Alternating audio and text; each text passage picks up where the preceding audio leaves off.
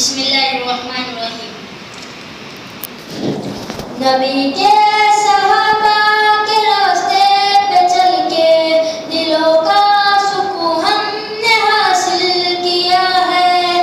نبی کے صحابہ کے راستے پہ چل کے دلوں کا سکون ہم نے حاصل کیا ہے۔ لگا ہے نشہ جب سے جنت کا ہم کو، پوچھا تب نہ جی اس جہاں سے ہوا ہے۔ لگا ہے نشہ جب سے جنت کا ہم کو، پوچھا تب نہ جی اس جہاں سے ہوا ہے۔ وہ طائف کی وادی میں کھا کھا کے پتھر ہمارے لیے جو تڑپتا رہا تھا۔ وہ طائف کی وادی میں کھا کھا کے پتھر ہمارے لیے جو تڑپتا رہا تھا، اسی کے طریقے کو پیروں سے روندا۔ ذرا خود بتاؤ کیسی وفا ہے۔ نبی کے صحابہ کے راستے پہ چل کے دلوں کا سکون ہم نے حاصل کیا ہے۔ لگا ہے نشہ جب سے جنت کا ہم کو، پوچھا تب نہ جی اس جہاں سے ہوا ہے۔ یہ وہ موت ہے دوستو جس کے خاطر نبی نے بھی مانگی تھی رب سے دعائیں۔ یہ وہ موت ہے دوستو جس کے خاطر نبی نے بھی مانگی تھی رب سے دعائیں۔ کتایا ہے اس راہ پر جس نے سب کو، خدا کی قسم وہ امر ہو گیا ہے۔ نبی کے صحابہ کے راستے پہ چل کے دلوں کا سکون ہم نے حاصل کیا ہے۔ نبی کے صحابہ کے راستے پہ چل کے دلوں کا سکون ہم نے حاصل کیا ہے۔ لگا ہے نشہ جب سے جنت کا ہم کو، پوچھا تب نہ جی اس جہاں سے ہوا ہے۔ لگا ہے نشہ جب سے جنت کا ہم کو، پوچھا تب نہ جی اس جہاں سے ہوا ہے۔ ماشاءاللہ۔ تو آخری تلاوت ہے، اس کے بعد انشاءاللہ مولانا کا بیان شروع ہو جائے گا۔ اشرف آئیں اور تلاوت کلام پاک پیش کریں۔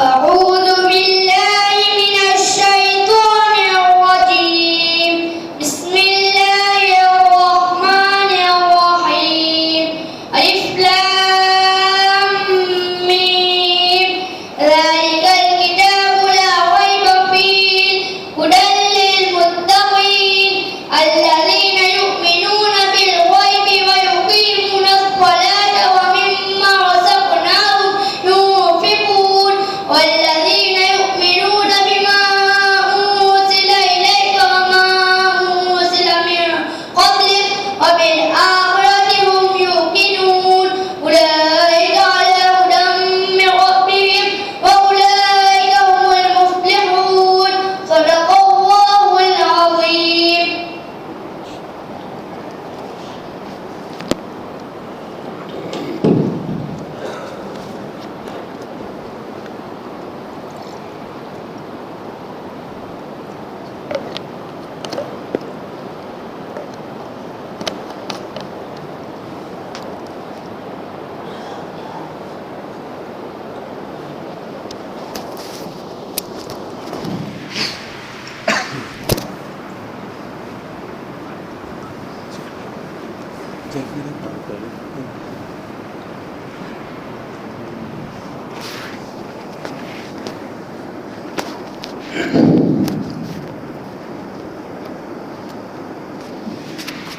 الحمد لله نحمده ونستعينه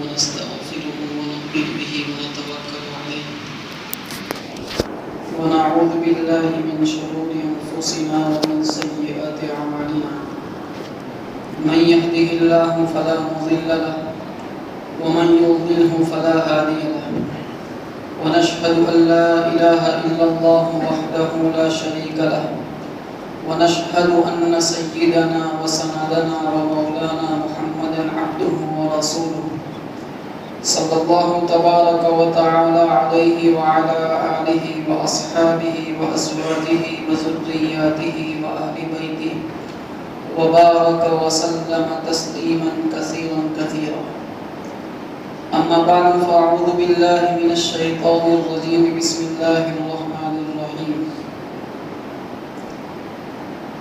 وعد الله الذين آمنوا منكم وعملوا الصالحات ليستخلفنهم في الأرض كما استخلف الذين من قبلهم وليمكنن لهم دينهم الذي ارتضى لهم وليبدلنهم من بعد خوفهم أمنا يعبدونني لا يشركون بي شيئا ومن كفر بعد ذلك فأولئك هم الفاسقون.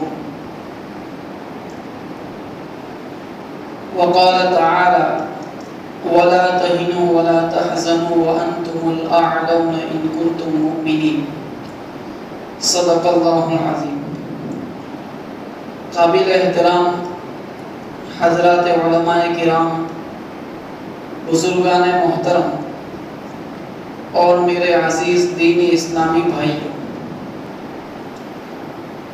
قرآن کریم نے ہم سب مسلمانوں کا مزاج یہ بنایا ہے کہ اس دنیا میں پیش آنے والا ہر واقعہ انسان کے لیے عبرت کا سامان ہے. اسی وجہ سے اللہ تعالیٰ نے قرآن کریم میں جہاں عقائد بیان فرمائے، اعمال بیان فرمائے، سماجی زندگی کے بنیادی اصول بیان فرمائے، وہیں اللہ تعالیٰ نے اس بات کا بھی اہتمام کیا ہے کہ آدم علیہ السلام سے لے کر حضرت نبی اکرم صلی اللہ علیہ وسلم تک آنے والی مختلف قوموں کے واقعات قرآن کریم نے تفصیل کے ساتھ بیان فرمائے ہیں. میرے بزرگوں، قرآن کریم کی تقریباً 6000 سے زائد آیتوں میں سے 1000 آیتیں وہ ہیں جو پہلی قوموں کے واقعات ہمارے سامنے پیش کرتی ہیں. انبیاء علیہم السلام قوموں کے سامنے پیش ہوئے، انہوں نے خدائی پیغام قوموں کو سنایا، اس پر ان کی قوم کا ریئیکشن کیا رہا، قوم کا جو رویہ تھا اس رویے پر اللہ تعالیٰ کے آسمانی فیصلے کیا رہے، اس کی ڈیٹیلز ان 1000 آیت کے اندر بیان کی گئی. قرآن کریم انسانوں کی مینٹالٹی کچھ اس طرح کریٹ کرنا چاہتا ہے، یا یہ چیز انسان کی فطرت کے اندر، اس کے سوبھاؤ کے اندر، اس کی پرکرتی کے اندر اللہ تعالیٰ نے پہلے سے رکھ دی ہے کہ انسان اپنی انڈیویڈویل لائف میں بھی، اپنی ویکتیگت زندگی میں بھی، اور پورا سماج، پوری کمیونٹی اپنی اجتماعی زندگی میں، اپنے ساموہک جیون کے اندر یہ مزاج رکھتے ہیں کہ آدمی پاسٹ کو دیکھتا ہے، اپنے ماضی کو دیکھتا ہے، بھوتکال پر عبرت کی نگاہ ڈالتا ہے اور اس پاسٹ کے آئینے میں اپنے فیوچر کی پلاننگ کرتا ہے. کیونکہ انسانوں کی جو پوری تاریخ ہے، انسانی برادری کا جو پورا اتہاس ہے، وہ ہم جیسے گوشت پوست کے ہی لوگ تھے، وہ ہم جیسا دماغ رکھنے والے ہی لوگ تھے. تو اس وجہ سے ہمیشہ انسان کا یہ مزاج رہا ہے کہ وہ پہلے پیش آنے والے واقعات کو اس درشٹی کون سے دیکھتا ہے کہ انسانوں نے اپنی زندگی کے پورے سفر میں یا قوموں نے اپنے ساموہک جیون کے پورے سفر میں کن کن موقعوں کے اوپر ٹھوکریں کھائی ہیں، اور ان ٹھوکروں کی وجہ سے ان کی آنے والی نسلوں کو کیا کچھ نقصان بھگتنا پڑا ہے، یا یہ کہ زندہ قومیں کس طریقے سے حالات کا شکار ہوئی ہیں اور پھر انہوں نے دوبارہ کروٹ لی اور حالات کی جنجال سے وہ اپنے پورے قومی وجود کو بچا کر لے گئے. یہ سوچتے رہنے، ماضی کے اندر غور و فکر کرنے، سوکشما درشک ینتر سے اس کا جائزہ لینے، اس کا وشلیشن کرنے اور اس کی روشنی میں فیوچر پلاننگ کا مزاج انسان پہلے سے رکھتا ہے. اور یہی وجہ ہے کہ قرآن کریم نے اسی وجہ سے تقریباً 1000 آیتوں کے اندر قوموں کی داستان ہمارے سامنے بیان فرمائی.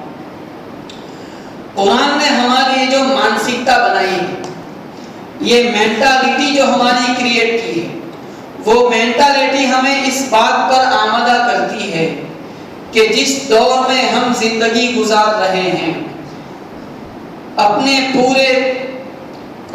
قومی زندگی کے جن مرحلوں سے اس وقت ہم لوگ گزر رہے ہیں، اس میں پیش آنے والے ہر واقعے میں میرے آپ کے لیے عبرت کا سامان کیا ہے. میرے بزرگوں،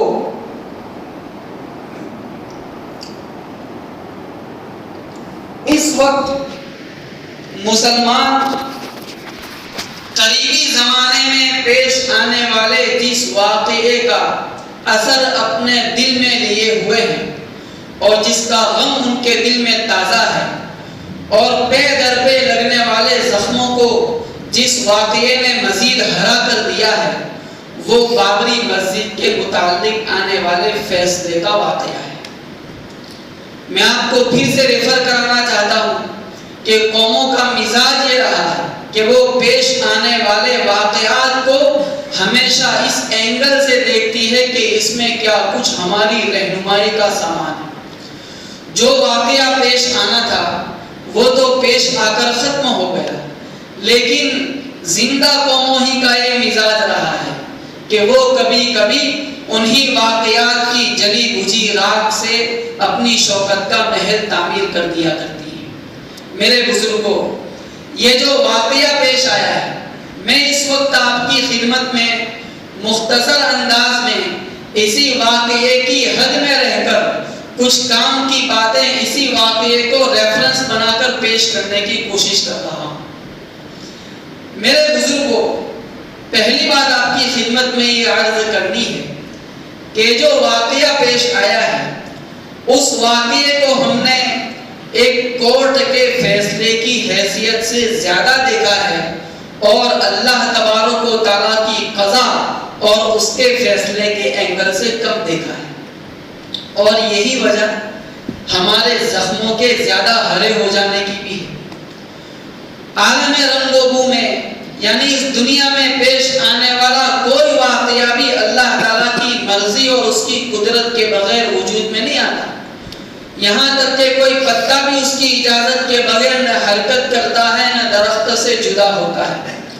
دنیا میں کوئی ذرہ اپنی جگہ سے ہلتا ہے تو اس کا علم اللہ تعالیٰ کو ہے اور اللہ تعالیٰ کی اجازت کے بعد وہ حرکت کا سفر شروع کرتا ہے. اس وجہ سے اگر ہم اس واقعے کو ایک کورٹ کے فیصلے کی حیثیت سے کم اور اللہ تعالیٰ کی تقدیر کے ایک حصے کے طور پر دیکھیں گے تو انشاءاللہ اس میں ہمارے زخموں کے بہت کچھ مرہم کا سامان نکل آئے. دوسری بات یہ ہے کہ دیکھیں اس واقعے کی تھوڑا سا تہ میں اترنے کی کوشش کرتے ہیں.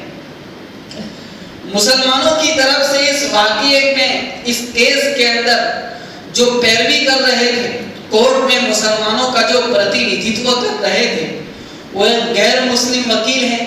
سب لوگ ان کا نام بھی جانتے ہیں، راجیو دھون صاحب، جن پر کسی نے کچھ کلپس بھی بنائی تھی اور چلتی کی تھی کہ یہ آدمی اتنے پائے کا آدمی ہے کہ اپنی ایک ایک تاریخ کے لاکھوں روپے لیتا ہے، لیکن 1 روپیہ فیس لیے بغیر اس نے مسلمانوں کی طرف سے اس کیس کی پیروی کی. راجیو دھون صاحب نے جو اس کیس کی پیروی کی ہے، اس میں ہم سب کے لیے بڑی عبرت کا سامان ہے. اس میں 3 باتیں. پہلی بات تو یہ ہے کہ دیکھیں راجیو دھون بیسیکلی ایک نان مسلم آدمی ہے اور زیادہ کھل کر کہیں تو شرک و بت پرستی میں مبتلا شخص ہے. مشرک کا عالم یہ ہوتا ہے کہ اسے اس کا جو دل ہوتا ہے وہ ایک طرح کے ڈر اور ایک طرح کے خوف سے ہر وقت گزرتا رہتا ہے، کیونکہ وہ کئیوں کی عبادت کرتا ہے۔ تو اگر ایک کو راضی رکھوں گا اور دوسرے کی استوتی کے اندر، اس کی پرارتھنا کے اندر، اس کی ارچنا کے اندر کچھ کمی آ گئی تو اس کا ابھیشاپ کہیں میرے بزنس کو جلا کر بھسم نہ کر دے، اس ڈر کے سائے میں ہمیشہ مشرک جیتا ہے۔ اس لیے اس کے دل کو کسی پر قرار نہیں آتا، بلکہ بعض علماء تو یہ کہتے ہیں کہ ان کی جو عبادتیں ہوتی ہیں تو وہ عبادتیں اپنے خالق اور مالک اور جس کی وہ عبادت کر رہا ہے اس کی محبت میں کم کرتے ہیں، بلکہ اس کے پرکوپ سے بچنے کے لیے زیادہ کرتے ہیں کہ صبح اٹھتے ہی آدمی اگربتی جلاتا ہے، دیا جلاتا ہے اور پوجا ارچنا کرتا ہے اور گویا اپنے دل سے یہ کہنا چاہتا ہے کہ میں ہاتھ جوڑتا ہوں، میں آپ کو پٹا کے رکھتا ہوں، بس میرے بزنس کے اوپر کوئی بڑی مصیبت نہیں آنی چاہیے۔ تو ان کا جو تعلق ہوتا ہے اپنے معبودوں کے ساتھ وہ مفاد پر، اپنے سوارتھ پر مبنی تعلق ہوتا ہے۔ ہمارے ایک دوست ہیں جو عملیات کا کام کرتے ہیں، تو ان کے کسی مسلمان دوست کے ایک نان مسلم دوست ہیں جن کا سورت میں بڑا کاروبار ہے، تو بڑی بڑی فیکٹریز ہیں، اس میں جو کینٹین ہوتی ہے وہاں وہ ہول سیل میں کھانے کا مال سپلائی کرتے ہیں۔ اور ایسا آدمی جس کے بزنس کا نیٹ ورک اتنا پھیلا ہوا کہ وہ مہینے کے 20 لاکھ روپے 25 لاکھ روپے آرام سے کما لیتا ہے۔ اب وہ بے چینی کا شکار، تو وہ جو بیچ میں میڈیٹر کے طور پر جو دوست تھے ان کے واسطے سے وہ اس عامل صاحب کے پاس پہنچے اور کہا کہ میں بہت پریشان رہتا ہوں، میرا بزنس ماہانہ 25 لاکھ کی انکم دیتا تھا، اس کے بجائے آج وہ کم ہو کر 5 لاکھ پر آ گیا ہے اور بڑی پریشانیوں کا شکار ہوں، آپ مجھے بتائیں اور مجھے کوئی تعویذ دیں۔ اور اس نے اپنی آپ بیتی سنائی اور سناتے سناتے یہ بھی کہا کہ مولانا صاحب آج تو میں اپنے جس دیوتا کی عبادت کرتا ہوں اپنے گھر میں اس کو بھی کہہ کر آیا ہوں کہ اگر 15 دن میں میرا بزنس ٹھیک نہ ہوا تو تجھے بھی گھر سے باہر پھینک دوں گا۔ تو یہ ان کے خدا کے ساتھ تعلق کا بیس ہے۔ خیر میں یہ عرض کرنے جا رہا تھا کہ بیسیکلی وہ نان مسلم ہیں، انہیں مسلمانوں کے کیس کی پیروی کرنے کی وجہ سے ان کٹر وادیوں کی طرف سے بہت سی ملامتوں کا سامنا بھی کرنا پڑا، بہت سی دھمکیاں بھی انہیں برداشت کرنی پڑی، لیکن عجیب بات ہے کہ انہوں نے ان دھمکیوں کا بالکل اثر نہیں لیا اور وہ بڑے استقلال کے ساتھ، استقامت کے ساتھ مسلمانوں کی طرف سے اس کیس کی پیروی کرتے رہے، یہاں تک کہ اس کو اس کی آخری منزل یعنی سناوی تک پہنچا کر دکھایا۔ اس میں جو ہم سب کے لیے بڑا پیغام کنوے ہوتا ہے وہ یہ ہے کہ ایک ایسا شخص جو بیسیکلی نان مسلم ہے، جس کا خدائے واحد کے اوپر یقین نہیں ہے، وہ آدمی کٹر وادیوں کی گیدر بھکتیوں سے ڈر کر زندگی نہیں گزارتا ہے، آزادانہ اپنا درشٹیکون پیش کرتا ہے، ایک موقف رکھتا ہے، کسی کی دھمکیوں کا بالکل اثر قبول نہیں کرتا ہے، چہ جائے کہ وہ مسلمان جس نے قرآن کریم کی وہ آیت پڑھ رکھی ہے جس میں اللہ تعالیٰ فرماتے ہیں قُلِ اللَّهُمَّ مَالِكَ الْمُلْكِ تُؤْتِي الْمُلْكَ مَن تَشَاءُ وَتَنزِعُ الْمُلْكَ مِمَّن تَشَاءُ وَتُعِزُّ مَن تَشَاءُ وَتُذِلُّ مَن تَشَاءُ بِيَدِكَ الْخَيْرُ إِنَّكَ عَلَى كُلِّ شَيْءٍ قَدِيرٌ۔ آپ اعلان کر دیں کہ اللہ تو ہی سلطنتوں کا مالک ہے، تو جسے چاہتا ہے حکومت کی کرسی پر بٹھا دیتا ہے اور جسے چاہتا ہے اقتدار کی کرسی سے اتار پھینکتا ہے، تو جسے چاہتا ہے عزت کی چوٹیوں تک پہنچاتا ہے اور جسے چاہتا ہے ذلت و پسپائی کے گڑھے میں اتار دیتا ہے۔ وہ قوم جس نے نبی اکرم صلی اللہ علیہ وسلم کی یہ حدیث سن رکھی ہو جس میں آپ صلی اللہ علیہ وسلم نے ارشاد فرمایا وَعْلَمْ أَنَّ الْأُمَّةَ لَوِ اجْتَمَعَتْ عَلَىٰ أَن يَنفَعُوكَ بِشَيْءٍ لَمْ يَنفَعُوكَ إِلَّا بِشَيْءٍ قَدْ كَتَبَهُ اللَّهُ لَكَ۔ آپ نے فرمایا کہ اس بات کو جان لے کہ دنیا کی ساری طاقتیں اگر جمع ہو جائیں کہ تمہیں کسی چیز کا نفع پہنچائیں تو وہ اتنا ہی نفع پہنچا سکتی ہیں جتنا اللہ تعالیٰ نے تمہاری قسمت کے اندر لکھ دیا ہے۔ وَعْلَمْ أَنَّ الْأُمَّةَ لَوِ اجْتَمَعَتْ عَلَىٰ أَن يَضُرُّوكَ بِشَيْءٍ لَمْ يَضُرُّوكَ إِلَّا بِشَيْءٍ شيء قد كتبه الله عليه رفعت الاقلام وجفت الصحف. آپ نے فرمایا کہ دنیا کی ساری قومیں اگر ایک پلیٹ فارم پر آ جائیں اور تجھے کوئی نقصان پہنچانا چاہیں تو وہ اس سے زیادہ نہیں پہنچا سکتی جتنا اللہ تعالیٰ نے تیری تقدیر کے اندر لکھ دیا ہے. قلم تقدیر لکھ کر اٹھا لیے گئے اور جن صحیفوں کے اوپر یہ قسمت لکھی گئی ہے وہ صحیفوں کی سیاہی خشک ہو گئی. تو جو موحد قوم ہے، جو ایکشور وادی قوم ہے، وہ قوم حالات کے دھارے سے اس قدر کپ کپانے لگے، اس قدر تھرانے لگے کہ اگر کسی پارلیمنٹ کے اندر NRC بل پیش ہوتا ہے تو یہاں ان کا خون خشک ہونے لگے. ملک کے کسی کونے کے اندر موب لنچنگ کا واقعہ پیش آتا ہے تو یہاں اس کے پیروں کے اندر کپ کپاہٹ طاری ہو جاتی ہے. یہ ایسی قوم کو بالکل زیب نہیں دیتا، یہ ایسی قوم کے شایان شان نہیں ہے جو قوم دنیا کی ساری طاقتوں کا مرکز خدا واحد ہونے کا یقین اپنے دل میں رکھے ہوئے. ایک نان مسلم جب کٹروادیوں کی دھمکیوں سے ڈرتا نہیں ہے تو مسلمانوں کو آخر کیا سام سون گیا ہے. میرے بزرگوں، حالات جو ہوتے ہیں نا وہ ہمیشہ زندہ قوموں ہی پر آتے ہیں. حالات انہی قوموں پر آتے ہیں جن قوموں کو اپنی آستھا کے اوپر اصرار ہوتا ہے، جن قوموں کو اپنی شردھا کے اوپر ضد ہوتی ہیں. ورنہ جو قومیں کمپرومائز کا راستہ اپناتی ہیں، جو قومیں سمادھان کا رویہ اپناتی ہیں، ان قوموں کے اوپر حالات نہیں آتے. دیکھیں جس سرزمین کے اندر ہم آباد ہیں وہ زمین اکال الامم کہلاتی ہے. اکال الامم یعنی ایسی سرزمین جس نے بڑی بڑی سنسکرتیوں کو اپنے اندر گم کر دیا. بھارت کی سرزمین کو اکال الامم کہا جاتا ہے. باہر سے آنے والی بڑی بڑی سنسکرتیاں، بڑی بڑی قومیں آئیں اور یہاں کے مین اسٹریم نے، یہاں کی بنیادی مورتی پوجک قوم نے ان کو اپنے اندر اس طور پر سمو لیا کہ آج ان قوموں کا اپنا کوئی انفرادی تشخص، کوئی ویکتیگت آئیڈینٹیٹی ان کی اس دور کے اندر باقی نہیں رہی ہے. وہ اسی لیے ہوا کہ ان قوموں نے سمادھان کا راستہ اپنایا. میں آپ کو اس کا ایک ایگزامپل دینا چاہوں گا. بدھ مذہب ہے. بدھ مذہب کی جو بنیاد پڑی ہے وہ مورتی پوجا کے ویرودھ کے اوپر پڑی ہے.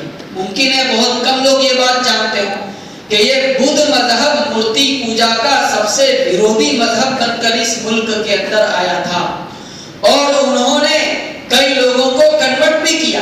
لیکن ایک دور اس مذہب کے اوپر اس کے ماننے والوں پر ایسا گزرا کہ یہاں کی مورتی پوجک قوم نے ان کو ٹرول کیا، ان کو ٹارچر کیا، ان پر ظلم ڈھائے اور ان کو یہ محسوس ہوا کہ اگر ہم اپنے مذہب کے اس بنیادی عقیدے کے اوپر برقرار رہتے ہیں، باقی رہتے ہیں، تو اس صورت میں شاید ہم اس ملک کے اندر سروائیو نہیں کر پائیں گے، ہمارے جان و مال محفوظ نہیں رہیں گے، ہمارے بچوں اور ہماری عورتوں کی سلامتی نہیں ہوگی. تو اس وجہ سے انہوں نے مجبور ہو کر سمادھان کا راستہ اپنایا. اور سمادھان کا راستہ کیا اپنایا کہ وہ دیش جس پر اس مذہب کا خمیر اٹھایا گیا تھا، یعنی مورتی پوجا کا ویرودھ کرنا. اب آپ دیکھیں اسٹیچو آف یونٹی تو ابھی ابھی بنا ہے، لیکن اسٹیچو آف یونٹی بننے سے پہلے اس ملک کے اندر سب سے بڑی جس چیز کی مورتی تھی وہ گوتم بدھ کی مورتی تھی جو حیدرآباد کے اندر ہے. اب آپ سوچیں کہ ایک مذہب کہاں سے اپنی ابتدا کرتا ہے اور کہاں جا کر وہ اینڈ کرتا ہے. یہ کب ہوتا ہے؟ یہ اس وقت ہوتا ہے جب قومیں سمادھان کا راستہ اپناتی ہیں، کمپرومائز کا راستہ اپناتی ہیں. تو آج آپ دیکھ سکتے ہیں کہ اس ملک میں بدھسٹوں کے اوپر کوئی حالات نہیں، وہ مین اسٹریم کے اندر بھر گئے ہیں، سامانیہ پرواہ میں انہوں نے بہنا شروع کر دیا، اپنی فنڈامنٹلی چیزوں سے انہوں نے ہاتھ اٹھا دیے تو ان پر کوئی حالات نہیں ہے. لیکن ہم دوسری مٹی سے بنے ہوئے لوگ ہیں، ہم وہ لوگ ہیں جن کو اپنے عقیدے کے اوپر اصرار ہے، جنہیں اپنی شردھا جس پر نبی اکرم صلی اللہ علیہ وسلم نے ہم سب کو ڈالا ہے اور ایمان کی وہ چنگاری جو اللہ تعالیٰ نے ہمارے بزرگوں کی برکت سے ہم سب کے دل میں جلائی ہے، اس پر ہمیں اٹوٹ وشواس ہے، وہ ہمیں اپنی جانوں سے زیادہ پیاری ہے. اسی شردھا پر مستقل رہنے کی وجہ سے حالات کے تھپیڑے ہمیشہ ہم ایسی قوموں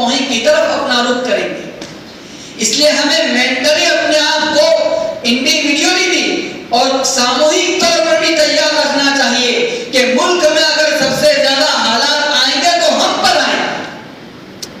ہمیں ان سے کبھی ڈرنا نہیں ہے, ان سے متاثر نہیں ہونا ہے, ان سے پربھاوت نہیں ہونا ہے. دوسری بات یہ عرض کرنا چاہتا ہوں کہ اسی راجیو دھون کے قصے میں ہمارے لیے دوسرا عبرت کا پیغام ہے. وہ کیا ہے؟ دیکھیں, بابری مسجد کا جو مسئلہ ہے وہ پوری ملت اسلامیہ ہندیہ کے لیے وقار کا مسئلہ تھا, پوری ملت کی ناک کا مسئلہ تھا. سوچیں تھوڑی دیر کے لیے کہ اس ملک کے اندر مسلمانوں کی سنکھیا معمولی نہیں, کروڑوں کی تعداد میں ہم لوگ یہاں پر آباد ہیں. ہمارے ملت کے لیے وقار کی حیثیت رکھنے والے ایک مسئلے میں ہمیں مدد لینے کی ضرورت پڑ رہی ہے ایک نان مسلم وکیل سے. ہم یہ سمجھتے ہیں کہ ہمارے بزرگوں نے ایک نان مسلم وکیل کو اس کیس کے لیے جو چوز کیا ہوگا تو کسی مصلحت کے تحت ہی کیا ہوگا. ہمیں اپنے بڑوں کی فراست پر پورا اعتماد ہے, پورا یقین ہے, پورا بھروسہ ہے, کوئی مصلحت ان کے پیش نظر رہی ہوگی. لیکن یہاں پر ایک سوال پیدا ہوتا ہے کہ مان لیجئے اگر اس قضیے میں فیصلہ مسلمانوں کے حق میں آتا تو قیامت تک آنے والی مسلمان نسلوں کو یہ سینٹنس سننا پڑتا کہ بھارت کے اندر ایک ایسے ملک میں جہاں مسلمان تقریباً 30 کروڑ کی تعداد میں آباد ہیں, وہاں ان کو اپنی ملی تاریخ کے سب سے بڑے مسئلے میں جیت حاصل کرنے کے لیے ایک غیر مسلم کا احسان اٹھانا پڑا.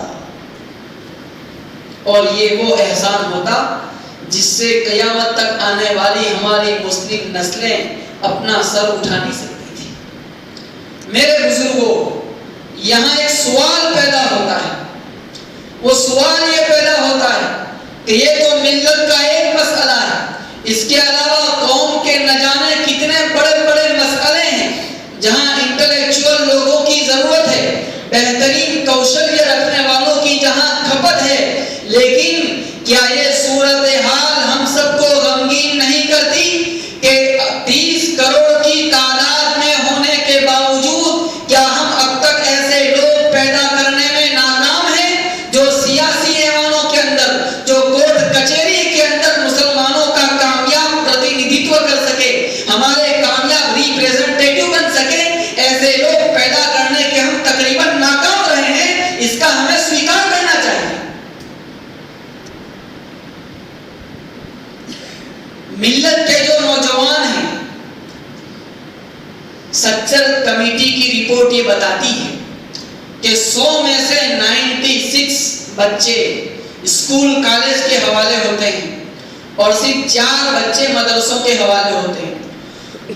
تو جو 4 بچے مدرسوں کے حوالے ہو رہے ہیں وہ کس قسم کے ہو رہے ہیں قوم اس کو جانتی ہے.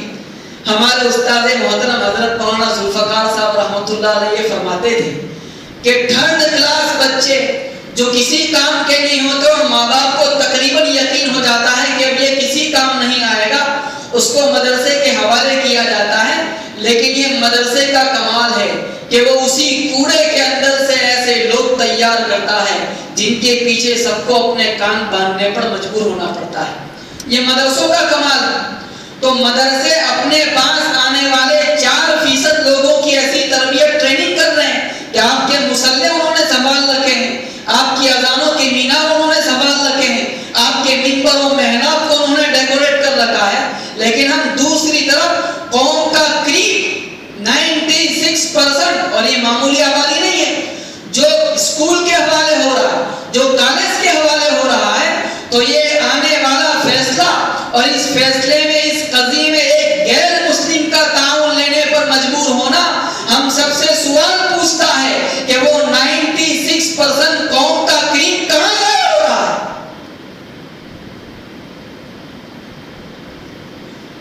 اس کو ہم نے ملت کے تعمیر کے لیے ایکٹیو ٹول کے طور پر کبھی یوز کرنے کے قابل کیوں نہیں بنایا؟ میرے بزرگوں, میں آپ کی خدمت میں کیا عرض کروں. حضرت نبی اکرم صلی اللہ علیہ وسلم پر پہلی وحی علم کے بارے میں اترتی، غزوہ بدر ہوتا ہے، اور غزوہ بدر کے بعد جو قیدی پکڑ کے لائے جاتے ہیں، تو جن قیدیوں کو پکڑا گیا تھا کچھ لوگوں سے فدیہ لیا گیا، دنڈ جرمانہ لیا گیا انہیں چھوڑنے کے لیے۔ کچھ ایسے تھے جن کے پاس دینے کے لیے جرمانہ نہیں تھا۔ آپ صلی اللہ علیہ وسلم نے کہا کہ جن لوگوں کے پاس جرمانہ نہیں ہے ان کی سزا یہ ہے کہ ان میں سے جو لوگ ہینڈ رائٹنگ جانتے ہیں، لکھنا جانتے ہیں، تو ایک قیدی مسلمانوں کے 10 بچوں کو لکھنا سکھا دے، بس یہی اس کی سزا ہوگی۔ حالانکہ اس وقت مدینے کی جو سوسائٹی تھی وہ سوسائٹی معاشی مسائل سے جھوج رہی تھی، اکنومیکلی مسلمانوں کی حیثیت اچھی نہیں تھی، تو ان کو مجبور کیا جا سکتا تھا کہ پیسے نہیں ہے تو تمہارا پرابلم ہے، اپنے رشتہ داروں سے منگواؤ، کچھ کرو، لیکن تمہیں روپیہ وصول دینا پڑے گا۔ لیکن اس کے باوجود آپ صلی اللہ علیہ وسلم نے ان کو اس بات کا پابند کیا کہ تم 10 مسلمان بچوں کو ہینڈ رائٹنگ سکھا دو۔ آپ صلی اللہ علیہ وسلم نے ہم سب کو یہ پیغام دیا کہ دیکھو اگر چٹنی روٹی پر گزارا کرنا پڑ جائے تو کر لو، اگر عید کے دن تم اور تمہارے بچے نئے کپڑے نہ پہنے تو بلا سے، اگر شادیاں سادگی کے ساتھ کرنی پڑے تو بلا سے، لیکن خبردار اپنی اولاد کو تعلیم اور ایجوکیشن سے محروم نہ کرنا۔ میرے بھائیوں، میں آپ کی خدمت میں کیا عرض کروں، کسی زمانے کے اندر غلامی کا رواج تھا، تو غلامی یہ ہوتی تھی کہ جس کو غلام بنایا جاتا تھا یا غلام کے طور پر جس کو خریدا جاتا تھا، آقا اس کو اپنے گھر رکھتا تھا اور اس سے جو چاہے کام کرواتا تھا، اور صرف اسے اتنا کھانے کے لیے دیا جاتا تھا جس سے اس کے جسم و جان کا رشتہ باقی رہ سکے۔ اس کے کوئی حقوق نہیں ہوتے تھے، بنیادی ادھیکار نہیں ہوتے تھے، اس کو بازار میں اپنے طور پر کچھ خریدنے بیچنے کی اجازت بھی نہیں ہوتی تھی، یہاں تک کہ اگر اس غلام کو کوئی چیز گفٹ کرتا تھا، ہدیہ کرتا تھا، تو وہ بھی اس کے آقا کا، اس کے مالک کا سمجھا جاتا تھا۔ یہ غلامی تھی۔ ایک خاص قوم نے، ایک کٹر والی قوم نے اس ملک کے اندر یہ ایم بنایا، اپنا موٹو بنایا، اپنا دھیے بنایا کہ اس ملک میں زندگی گزارنے والی مسلم قوم کو ہمیں اپنا غلام بنا کر رکھنا ہے۔ تو مسلمان بیچارہ یہ سوچتا رہا کہ غلامی کا مطلب تو یہ ہے کہ پیروں میں زنجیریں ڈال دی جائیں اور 24 گھنٹے ہمیں کسی کے در کی چاکری کرنی پڑے اور ہمیں خرید لیا جائے اور پھر وہ ہم کو بیچنے کا اختیار بھی رکھے، تو اس غلامی کی حد تک تو ہم نہیں پہنچے ہیں۔ میرے بھائیوں، ہم نے بڑی غلطی کھائی ہے، ہم تو کچا کھا رہے ہیں۔ ہر دور میں غلامی کا جو انٹرپریٹیشن ہے، اس کا جو ارتھ گھٹن ہے، وہ الگ الگ ہوا کرتا ہے۔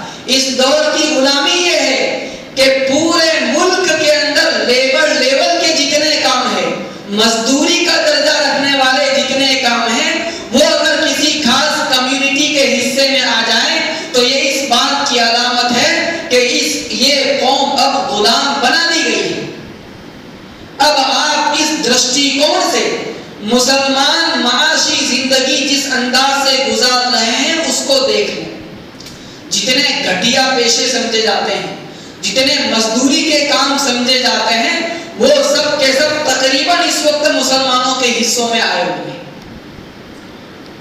ہم غلام ہیں اور کروڑوں کی تعداد میں ہونے کے باوجود غلام بنا دیے گئے۔ اب یہ باتیں ممکن ہے کہ کڑوی بھی لگے گی، لیکن اگر ہمیں قوم کی تعمیر کرنی ہے، اگر ہمیں اپنی آئندہ آنے والی نسلوں کو کوئی بہتر فیوچر دینا ہے، تو کم از کم ہمیں ایسے پھپھولے پھوڑنے پڑیں گے آج، تب جا کر تو ہم اپنی آئندہ آنے والی نسلوں کو ایک بہتر پلیٹ فارم دے کر جائیں گے۔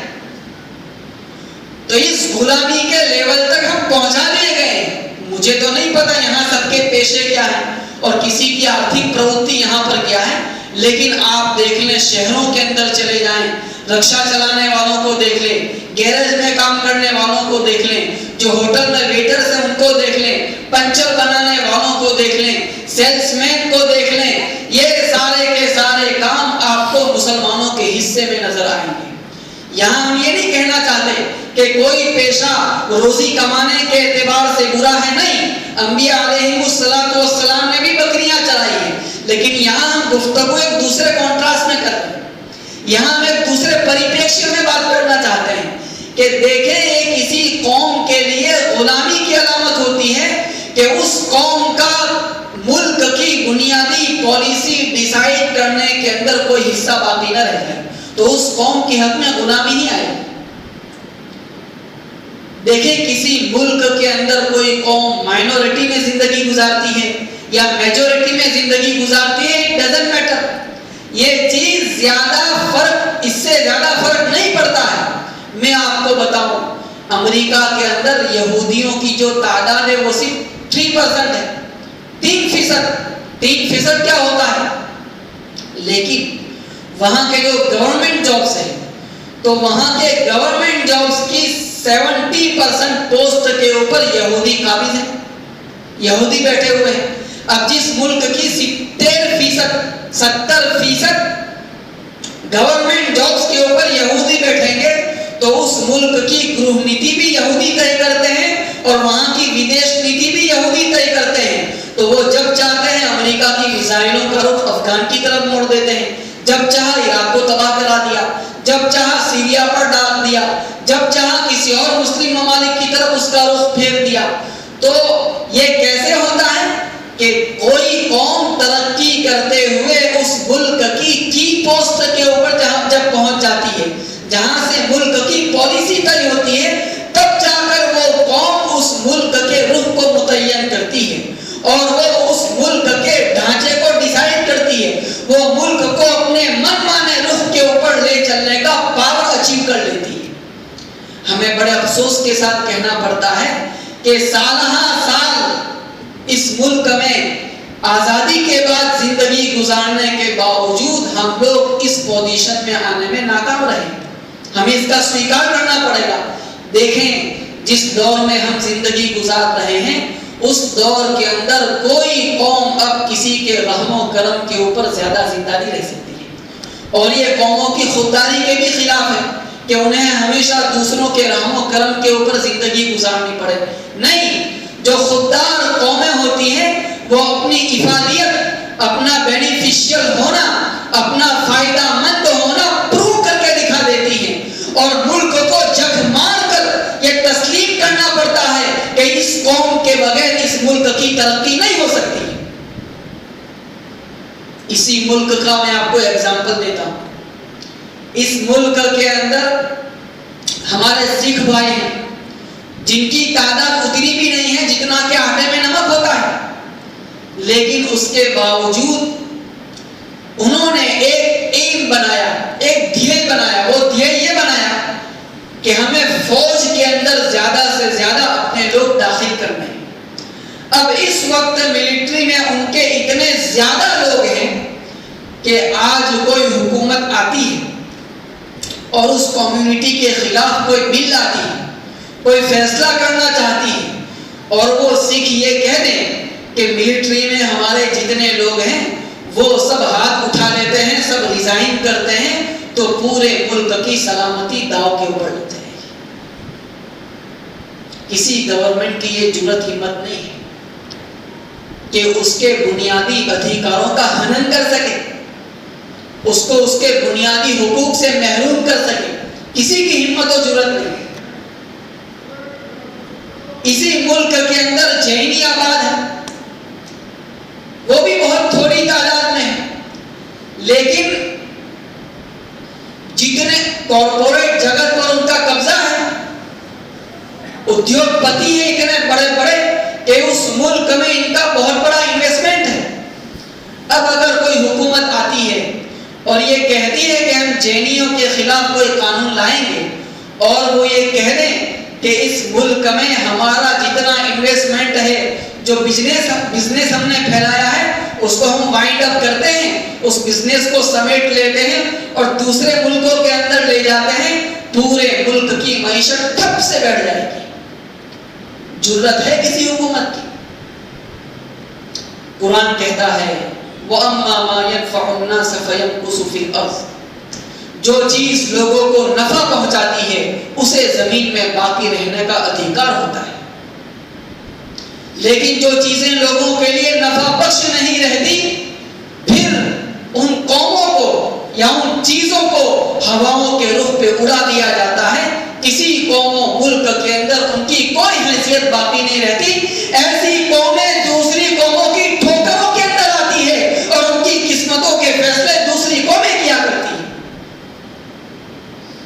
اس لیے یہ جو 96% ہمارا کریم اسکول کالج کے اندر جا رہا ہے تو ان کی خبر لینے کی ضرورت ہے، ترقی دیتے ہوئے انہیں ان منزلوں تک پہنچانے کی ضرورت ہے جہاں پہنچ کر نہ صرف یہ کہ وہ قوم کے مسائل کا صحیح پرتینیدھتو کر سکے بلکہ اس پوزیشن میں آئیں جہاں سے وہ ملک کے سسٹم کے اوپر ایفیکٹو ہو سکے، اثر انداز ہو سکے، تب جا کر اس ملک میں ہم اپنی افادیت کا لوہا منوا سکیں گے۔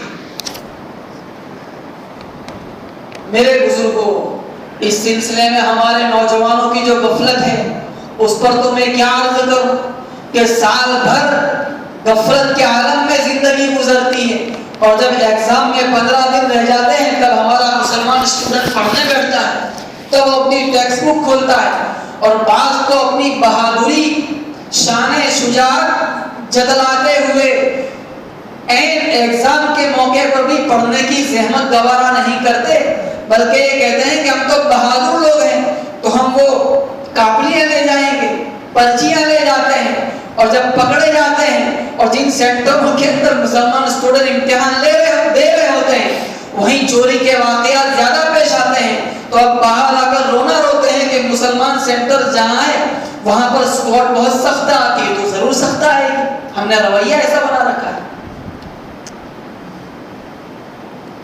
میں اپنے ایسے غیر مسلم دوستوں کو جانتا ہوں کہ وہ پورا سال محنت کرتے تھے اور 24 گھنٹے میں سے 18 گھنٹے پڑھنے میں لگاتے تھے۔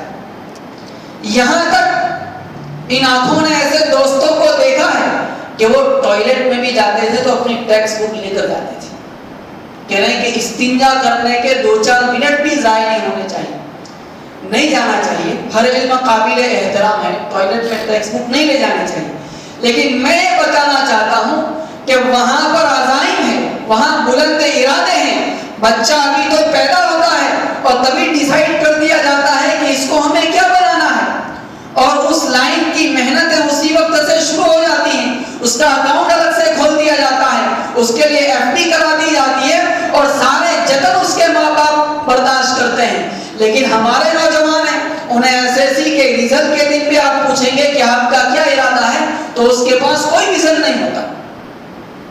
تو ایسی ویژن لیس قوم کے نوجوان تباہی کے دہانے پر ہی جائیں گے۔ اس لیے اسی راجیو دھون صاحب کے کیس کی پیروی نے ہمارے دلوں میں جو کچوکا لگایا ہے یا جو کچوکا پورے قوم کے دل پر لگنا چاہیے وہ یہ ہے کہ ہم اپنے بچوں کو تعلیم دلاتے ہوئے اس مرحلے تک پہنچائیں گے جہاں وہ مسلمانوں کے مسائل کی کامیاب نمائندگی کر سکیں، ملک کے سسٹم پر اثر انداز ہو سکے۔ تیسری بات جو اسی واقعے میں ہمارے سامنے آتی ہے وہ یہ ہے کہ دیکھیں راجیو دھون ایک نان مسلم ہے لیکن غیر مسلم ہونے کے باوجود اس نے اپنی قوم کی آستھا کے بالکل خلاف جاتے ہوئے مسلمانوں کا تعاون کیا۔ میرے بزرگوں، یہ چیز ہم سب کے لیے ایک امید کی کرن ہے۔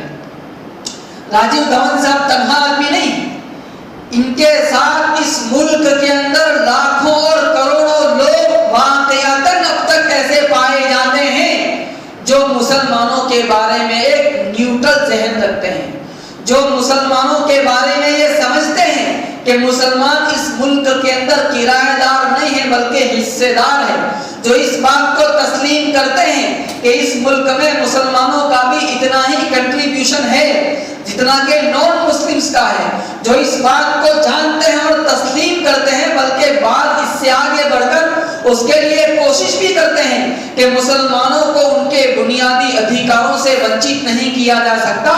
ایسے لوگوں کی ایک ایک بہت بڑی تعداد پائی جاتی ہے۔ راجیو دھون صاحب انہی لوگوں میں کا ایک نمونہ ہے۔ اب یہ چیز ہمارے لیے ایک حوصلہ افزا امید کی کرن ہے۔ وہ اس لحاظ سے امید کی کرن ہے کہ برادران وطن کی ایک بہت بڑی تعداد کے اندر مسلمانوں کے بارے میں اب تک جو پوزیٹیو ویژن پایا جاتا ہے، ہمیں اپنے اخلاق کو مزید بہتر بنا کر اس رویے کو تقویت پہنچانی چاہیے۔ جو ذرہ خیر ان کے اندر پایا جاتا ہے اس کی آبیاری کرنی چاہیے، اس کو سینچنا چاہیے اور اس کو اور زیادہ وائڈ کرنے کی کوشش کرنی چاہیے۔ میرے بزرگوں، چونکہ ہم لوگ پروپیگنڈے کا شکار ہیں، ہمارا ایمان قرآنی ایمان نہ ہو کر میڈیائی ایمان ہے، تو اس وجہ سے میڈیا کے عام رجحان کی وجہ سے ہم نے اپنے طور پر یہ ڈیسائیڈ کر رکھا ہے کہ نعوذ باللہ ہر نان مسلم مسلمان کا دشمن ہے۔ ریالٹی ایسی نہیں۔ دیکھیے تو دجالی دور ہے، تو دجالی دور میں جس غلط چیز کو چلانا ہو اسی کو ایڈورٹائز زیادہ کیا جائے گا، تو میڈیا کا ایک خاص رخ کو ہائی لائٹ کرنا خود اپنے آپ میں اس بات کی نشانی ہے کہ ریالٹی کچھ ہے اور ایڈورٹائزمنٹ کسی اور چیز کا کیا جا رہا ہے۔ ورنہ اس ملک کی اکثریت اگر کٹر وادیوں کی ہوتی تو اس ملک کو 47 کے بعد فوراً ہندو راشٹر ہو جانا چاہیے تھا، کوئی سوال ہی پیدا نہیں ہوتا تھا۔ کیونکہ جب مسلمانوں نے خود اپنے دھرم کے نام پر ایک راشٹر آلریڈی لے لیا تھا، تو اب دوسرے مسلمانوں کے لیے یہاں پر اسباب کی دنیا میں اپنا حق جتانے کا کوئی ادھیکار نہیں رہ گیا تھا۔ وہ تو کہہ رہے تھے کہ تمہیں جو کچھ لینا ہے تم نے اپنے نیشن کی صورت میں لے لیا، اب یہاں تمہارا کچھ نہیں۔ لیکن چونکہ اس ملک کی نان مسلم میجورٹی عوام اس بات سے متفق نہیں تھی، یہی وجہ ہے کہ کٹر وادیوں کو اپنی تن توڑ محنت کے باوجود 1947 سے لے کر 2019 تک کا سفر کرنا پڑا ہے۔ مسلسل سازشوں کے تانے بانے بننے پڑے ہیں اور الگ الگ ہتھ کنڈوں کے ذریعے سے مسلمانوں کو دبانے پر یا ان کا چہرہ بگاڑنے پر مجبور ہونا پڑا ہے۔ تو یہ مجبوری اپنے آپ میں اس بات کی نشانی ہے کہ نان مسلم عوام اس کٹر والی ذہنیت کی نہیں ہے۔ اب یہ ہماری ذمہ داری بنتی ہے کہ ان کے ساتھ ہمارا انٹریکشن کیا ہونا چاہیے۔ اس صورت میں ہمیں نبی اکرم صلی اللہ علیہ وسلم کے اس دور کو اپنی نگاہوں کے سامنے رکھنا چاہیے جبکہ آپ صلی اللہ علیہ وسلم نے اپنی زندگی کے 53 سال نان مسلمز کے بیچ میں گزارے، اور ایسے نان مسلمز کے بیچ میں گزارے جہاں مسلمان مائنورٹی میں تھے اور وہ نان مسلمز میجورٹی میں زندگی گزار رہے تھے۔ تو وہاں آپ صلی اللہ علیہ وسلم کا بیہیویئر کیسا رہا؟ وہاں نبی اکرم صلی اللہ علیہ وسلم کے اخلاق ان کے ساتھ کیسے رہے؟ ہمیں اس اینگل سے آپ صلی اللہ علیہ وسلم کی سیرت کا مطالعہ کرنے کی ضرورت ہے۔ عجیب بات ہے کہ اس 53 سال کی پوری زندگی کے اندر مشرکین مکہ نے نبی اکرم صلی اللہ علیہ وسلم کی پیش کی ہوئی دعوت سے تو دعوت کا ویرودھ کیا، انہوں نے آپ کے پیش کیے ہوئے دین کی مخالفت کی، ایکشورواد کا جو پیغام آپ انہیں دینا چاہتے تھے اس کو کھل کر انہوں نے کرٹیسائز کیا۔ لیکن کیا یہ کتنی عجیب بات ہے کہ ان کو کبھی حضرت نبی اکرم صلی اللہ علیہ وسلم کے کیریکٹر کے اوپر انگلی اٹھانے کی جرات نہیں ہو سکی۔ آپ صلی اللہ علیہ وسلم جس ماحول میں تھے وہ ماحول کس انداز کا تھا؟ عائشہ صدیقہ عفیفہ رضی اللہ تعالیٰ عنہ فرماتی کہ زمانہ جاہلیت میں ایک عورت کئی مردوں کے ساتھ تعلق قائم کرتی تھی، اور بے حیائی کا عالم یہ تھا کہ جب کوئی بچہ پیدا ہوتا تھا تو ان سب کو بلاتی تھی اور کہتی تھی کہ تم سب لوگوں نے مجھ سے تعلق قائم کیا ہے، یہ بچہ پیدا ہوا ہے، جس کے ساتھ اس کی صورت ملتی ہو وہ اس کو لے جائے۔ تو سوچیں کہ کیسی بے حیائی کا عالم ہوگا، کیسی بے شرمی کی فضا ہوگی، زنا کتنا عام تھا، اور دوسری طرف نبی اکرم صلی اللہ علیہ وسلم خوبصورتی کے کس کمال کو پہنچے ہوئے تھے، حسن یوسف دم عیسیٰ ید بیضا داری، آنچے خوبہ ہما دارن تو تنہا داری۔ شاعر کہتا ہے کہ آپ کو حسن یوسف دیا گیا، آپ کو عیسیٰ علیہ السلام کا دم پھونک دی گئی، اور آپ کو حضرت موسیٰ علیہ السلام کا سفید چمکتا ہوا ہاتھ دیا گیا ہے. تمام انبیاء علیہ السلام کے کمالات آپ کی ذات کے اندر سمٹ آئے ہیں. نبیوں کے سارے کمال ایک تجھ میں ہیں, تیرے کمال کسی میں نہیں مگر دو چار. حضرت نانوتوی رحمۃ اللہ علیہ کا شعر. تو آپ صلی اللہ علیہ وسلم کی خوبصورتی دیکھیں تو اس ماحول میں کیا کسی خاتون نے نبی اکرم صلی اللہ علیہ وسلم کو اپنی طرف متوجہ نہیں کیا ہوگا. لیکن دیکھیں کتنی عجیب بات ہے کہ کافروں مشرکین نے, یہود اور نصارہ نے نبی اکرم صلی اللہ علیہ وسلم کے دین کی تو مخالفت کی, لیکن کسی مائی کے لال کی یہ جرأت نہ ہو سکی کہ وہ آپ صلی اللہ علیہ وسلم کی پاک دامنی کے اوپر انگلی اٹھا دے. یہ وہ کیریکٹر تھا جو آپ صلی اللہ علیہ وسلم نے اس معاشرے میں پیدا کر کے دکھایا, برت کے دکھایا. اس ملک میں مسلمان صدیوں سے آباد ہے. میرے بزرگوں, ہم نے اپنے عمل کے ذریعے سے, اپنے اخلاق کے ذریعے سے برادران وطن کے دلوں کے اندر یہ بات کیوں نہیں ٹھسائی کہ مسلمان کسی کی بہن بیٹی کو غلط نگاہ سے نہیں دیکھتا, مسلمان کسی پرائی لڑکی سے عشق کے پیش نہیں لڑاتا, مسلمان کسی پرائی عورت کے نمبر تلاش کرنے کے پیچھے نہیں پڑتا, مسلمان کسی کی بہن بیٹیوں کی عزتوں کے اوپر ہاتھ نہیں ڈالتا. مسلمان جانتا ہے, اس کے حبیب صلی اللہ علیہ وسلم کی حدیث اس کی نگاہ کے سامنے موجود ہے کہ ایک صحابی آتے ہیں اور کہتے ہیں کہ یا رسول اللہ مجھے زنا کی اجازت دیجیے. صحابہ ناراضگی کا اظہار کرتے ہیں. آپ فرماتے ہیں کہ کیا تم چاہتے ہو کہ تمہاری بہن بیٹی کے ساتھ یا تمہاری خالہ کے ساتھ, تمہاری ماں کے ساتھ کوئی ایسا کرے؟ وہ کہتے ہیں میں نہیں چاہتا. جس مسلمان نے یہ حدیث سن رکھی ہو وہ مسلمان کیا یہ غیرت اپنے دل کے اندر نہیں رکھتا کہ اگر میں کسی کی پرائی بہن بیٹی کے اوپر ہاتھ اٹھاتا ہوں, غلط نگاہ ڈالتا ہوں, ان سے تعلق بڑھاتا ہوں, تو کیا میری گھر کی بہن بیٹیوں کی عزتیں سلامت رہ جائیں گی؟ تو ہم نے اپنے اخلاق کے ذریعے سے اس چیز کو ثابت نہیں کیا. ہم نے کیوں نہیں بتایا کہ مسلمان گالی نہیں بولتا؟ ہم نے کیوں ثابت نہیں کیا کہ مسلمان ناحق کسی پر ظلم نہیں کرتا؟ ہم نے کیوں یہ پروو نہیں کیا کہ مسلمان کسی کا حق مارتا نہیں؟ ہم نے کیوں یہ پروو نہیں کیا کہ مسلمان کسی پر ظلم کر کے اس کے حق کو غصب کرتا نہیں؟ مسلمان وعدے کی مخالفت نہیں کرتا, مسلمان امانتوں کا پاس و لحاظ کرتا ہے. ہم اپنے کیریکٹر کے ذریعے سے اس چیز کو ثابت کرنے میں تقریباً نسبت رہے. سوچیں, اس رات کا تصور کریں جس رات نبی اکرم صلی اللہ علیہ وسلم ہجرت فرما کر تشریف لے جا رہے تھے.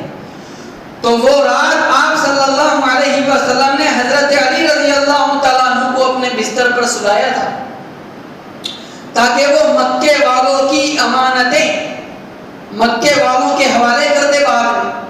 اب یہاں پر غور کرنے کا مقام یہ ہے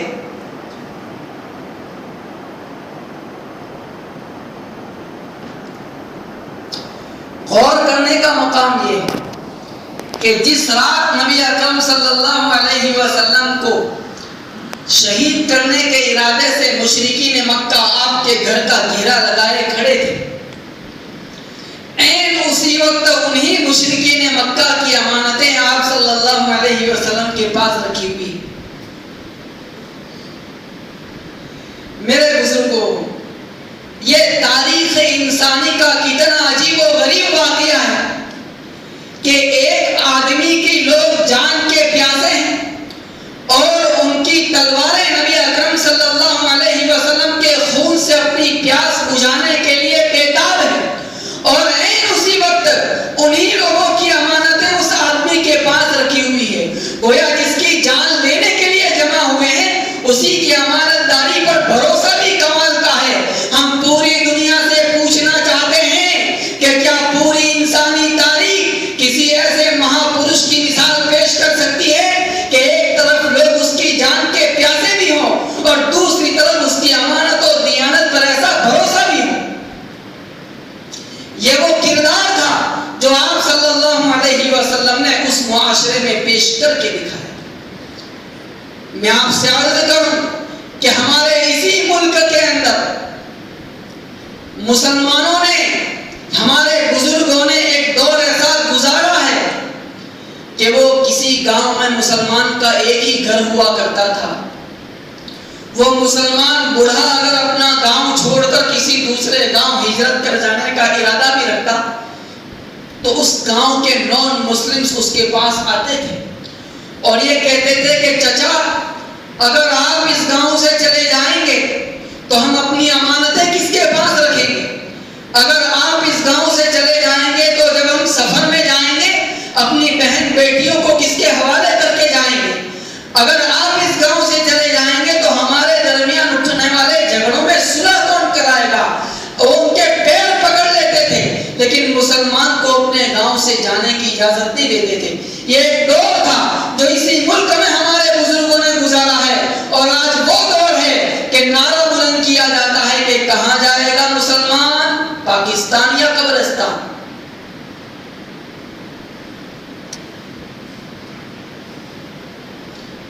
ایک شونیہ وکاش پیدا کر دیا ہم لوگوں نے، ایک خلا پیدا ہو گیا اخلاقی سطح کے اوپر. میرے دوستو، ہتھیاروں کے ذریعے سے آدمی کسی کے بدن کو اپنے قابو میں کر سکتا ہے، ہتھیاروں کے ذریعے سے زمینیں فتح کی جا سکتی ہیں، ملک کو اپنے قبضے میں کیا جا سکتا ہے، لیکن حسن اخلاق کے اندر، کیریکٹر کے اندر اللہ تعالیٰ نے اتنا اٹریکشن رکھا ہے، اس میں اتنا پاور رکھا ہے کہ اس کے ذریعے سے آدمی دلوں کی زمین کو فتح کرتا چلا جاتا ہے. وہ نوائے عاشقی ہو کے ادائے دل برانا، جو دلوں کو فتح کر لے وہی فاتح ہے زمان. اگر کوئی کمیونٹی اخلاق کے اس معیار کو اچیو کر کے دکھائے، 30 کروڑ نہیں اگر 10 کروڑ کی تعداد میں بھی ہو تو اس ملک کے کروڑوں لوگوں کے دلوں کے اوپر ان کی حکومت ہوتی.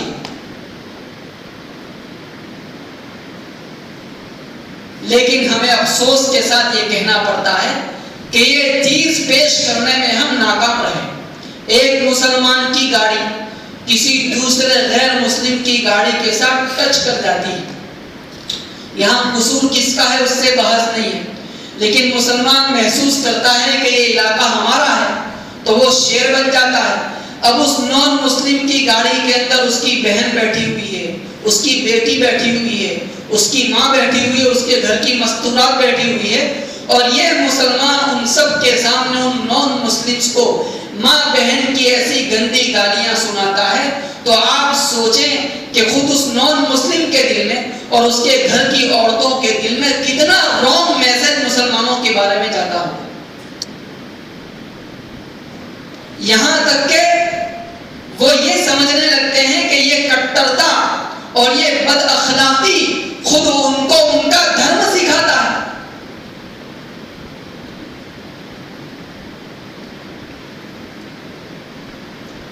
ہم لوگ جذباتی زیادہ ہیں تو وقت پر فیصلہ نہیں کر پاتے کہ کہاں بہادری بتانی ہے اور کہاں اخلاق بتانا ہے. اب ہم اس انداز کی جب گفتگو کرتے ہیں تو بعض لوگ یہ کہتے ہیں کہ بھئی یہ تو بزدلی سکھائی جا رہی ہے. نہیں، بزدلی نہیں اور بزدلی سکھائی بھی کیسے جا سکتی ہے؟ ہم اس نبی کی امت سے تعلق رکھتے ہیں جس نبی نے شہادت کی تمنا اللہ کی ہے، جس نبی نے یہ کہا کہ لَوَدِدْتُ أَنْ أُقْتَلَ فِي سَبِيلِ اللَّهِ ثُمَّ أُحْيَا ثُمَّ أُقْتَلْ ثُمَّ أُحْيَا ثُمَّ أُقْتَلْ، کہ میں تو یہ خواہش رکھتا ہوں کہ اللہ کے راستے میں شہید کیا جاؤں، پھر زندہ کیا جاؤں، پھر شہید کیا جاؤں. ہم تو اس نبی کے امتی ہیں جس نے بہادری کا وہ نمونہ پیش کیا کہ غزوہ حنین کے اندر تیروں کی بارش ہو رہی ہے، لوگ پیچھے ہٹ رہے ہیں، آپ صلی اللہ علیہ وسلم اپنی جگہ کے اوپر کھڑے ہیں اور فرما رہے ہیں انا النبی لا کذب انا ابن عبد المطلب، میں نبی ہوں، جھوٹا نہیں ہوں کہ میدان چھوڑ کے چلا جاؤں گا، میں تو بہادر عبد المطلب کا بیٹا ہوں. صحابہ کہتے ہیں کہ آپ صلی اللہ علیہ وسلم جنگ میں دشمنوں کے اتنے قریب رہ کے لڑتے تھے کہ ہم میں سے کسی کی ہمت نہیں ہو سکتی تھی کہ دشمنوں سے اتنے قریب رہیں. وہ کہتے ہیں کہ جب جنگ کے شعلے اپنی انتہاؤں کو ہوتے تھے، جنگ اپنے شباب کے اوپر ہوتی تھی اور ہمیں ڈر لگنے لگتا تھا تو ہم سب نبی اکرم صلی اللہ علیہ وسلم کی پیٹھ کے تو ہم ایسے بہادر نبی کی امت سے تعلق رکھتے ہیں. شہادت سے ڈرا سکتا نہیں تو مرد مومن کو, شہادت سے ڈرا سکتا نہیں تو مرد مومن کو, کہ مومن ڈھونڈنے آتا ہے دنیا میں اسی دن کو. ہم تو اسی دن کے انتظار میں جیتے ہیں, لیکن ہر دور کا ایک کردار ہوتا ہے, ہر ماحول کا ایک کیریکٹر ہوتا ہے. آپ کو وہ کردار اسی اعتبار سے اپلائی کرنا پڑتا ہے. تو یہاں بزدلی نہیں سکھائی جا رہی, حکمت و مصلحت کے ذریعے سے برادران وطن کے دلوں کو جیتنے کی بات کی جا رہی ہے. اب میں آپ کو ایک چھوٹا سا ایگزامپل دیتا ہوں کہ کس طریقے سے ایک مسلمان کی سمجھداری نہ صرف یہ کہ بہترین حسن اخلاق کا نمونہ بھی پیش کرتی ہے اور قوم کو بڑی بڑی مصیبتوں سے بچا بھی لے جاتی ہے.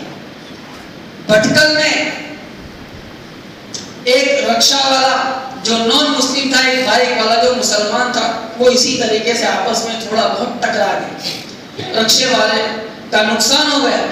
وہ نان مسلم تھا, اس نے کہا کہ جب تک تم میرا نقصان نہیں دو گے تب تک میں جانے نہیں دوں گا تمہیں. دونوں طرف کے لوگ جمع ہونے شروع ہو گئے.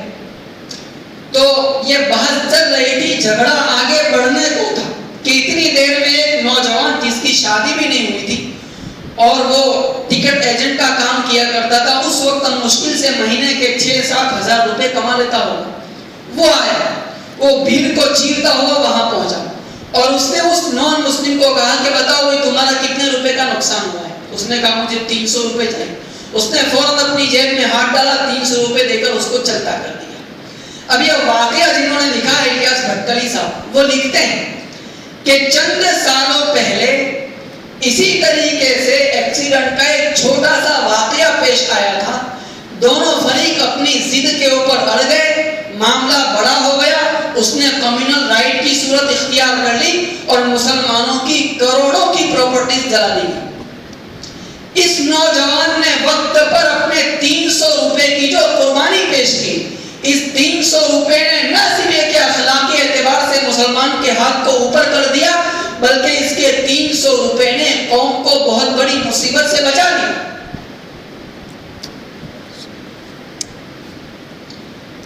تو یہ سمجھداری ہے جو اس وقت برت کر دکھانے کی ضرورت ہے. دیکھیں, تیور دیکھیں, حالات کی نفس کے اوپر اپنے ہاتھ رکھیں اور زمانے کے تیور دیکھیں کہ کیسے کیسے چیلنجز زمانہ لا رہا ہے. تو قوموں کو اپنی پوری قومی زندگی کے اندر کبھی کبھی الگ الگ موقعوں سے الگ الگ ویژن اپنانا پڑتا ہے, اس کو پریکٹیکل میں لانا پڑتا ہے, تب جا کے قومیں تاریخ کا ساتھ دے سکتی ہیں, حالات کے کاندھے کے ساتھ کاندھا ملا کر چل سکتی ہے اور اپنے قومی وجود کو سلامتی کے ساتھ آگے بڑھا لے جاتی ہے. تو جو بات عرض کر رہا تھا وہ یہ ہے کہ ہمیں اس وقت اپنی اخلاقی سطح کو بلند کرنے کی ضرورت ہے. یہ گنہگار آپ سے کہتا ہے کہ یہ جتنی نگاہیں آپ کو کڑوی کڑوی نظروں سے دیکھ رہی ہے, وہی آپ کی راہوں کے اندر پھول بچھانے کے لیے تیار ہوگی. یہ تو وہ لوگ ہیں جو ہر نفع پہنچانے والی چیز کے سامنے جھک جاتے ہیں. ہر کنکر ان کا شنکر ہے, ہر پتھر ان کی دیوی, اپنا تو خدا واحد ہے, لاکھوں کی عبادت کون کرے. تو ہر جس سے بھی نفع پہنچتا ہوا نظر آتا ہے اس کے سامنے جھک جاتے ہیں, جس سے نقصان کا اندیشہ ہوتا ہے اس سے ڈر جاتے ہیں. تو ایسی قوم کے دلوں پر حکومت کرنا کوئی بڑی بات نہیں ہے. حضرت یوسف علیہ السلام کا نمونہ ہماری نگاہوں کے سامنے ہے. یہ وہ پیغمبر ہیں جن کو زنا کے غلط الزام میں سلاخوں کے پیچھے دھکیل دیا گیا تھا. اب دیکھیں, حضرت یوسف علیہ السلام نے اپنے کردار کے ذریعے سے, اپنے کیریکٹر کے ذریعے سے اہل مصر کے اوپر اس بات کو ثابت کر دیا کہ اس ملک کی تقدیر ہمارے بغیر سنور نہیں سکتی ہے, ہم اس ملک کی قسمت کے فیصلے کرنے کے لیے تیار ہیں. یوسف علیہ السلام نے حسن کردار کے ذریعے سے جب لوگوں کے دل جیتے اور اہل ملک کو یہ یقین ہو گیا کہ یہ ہمارے حق میں مفید ہے, اسی یوسف کو جیل کی کالی کوٹری سے باہر نکالا جاتا ہے اور مصر کے فائنانس منسٹر کی کرسی پر ڈائریکٹ بٹھا دیا جاتا ہے اور اعلان ہوتا ہے انک الیوم لدینا مکین امین. میرے بزرگوں وہی یوسفی کردار اس وقت ہم اور آپ اس ملک میں اپلائی کر کے دکھا دیں. یہ گنہگار آپ سے کہتا ہے کہ ہم حکومت کے تابع نہیں ہوں گے. اس ملک کے ذرے ذرے سے, اس کے درخت کے پتے پتے سے یہ آواز آئے گی کہ اس ملک کو بچانے والے مسلمان کہاں ہیں, وہ آئیں اور اس ملک کو ٹیک اوور کریں. لیکن سوال یہ ہے کہ مسلمانوں نے اپنے آپ کو اب تک اس پوزیشن میں لا کر دکھایا نہیں. بڑے موقع سے واقعہ یاد آیا. حضرت مدنی رحمت اللہ علیہ سے کسی نے اصرار کے ساتھ یہ کہا تھا کہ حضرت پوری دنیا میں مسلمانوں کا غلبہ ہو جائے, مسلمانوں کے پاس حکومت آ جائے, آپ اس کی دعا کر دیں. تو حضرت نے کہا کہ ارے بھائی مسلمان ابھی اس پوزیشن میں ہے ہی نہیں. انہوں نے اصرار کیا. حضرت نے کہا کہ چلو میرے ساتھ. وہ ان کو لے کر چاندنی چوک لے گئے.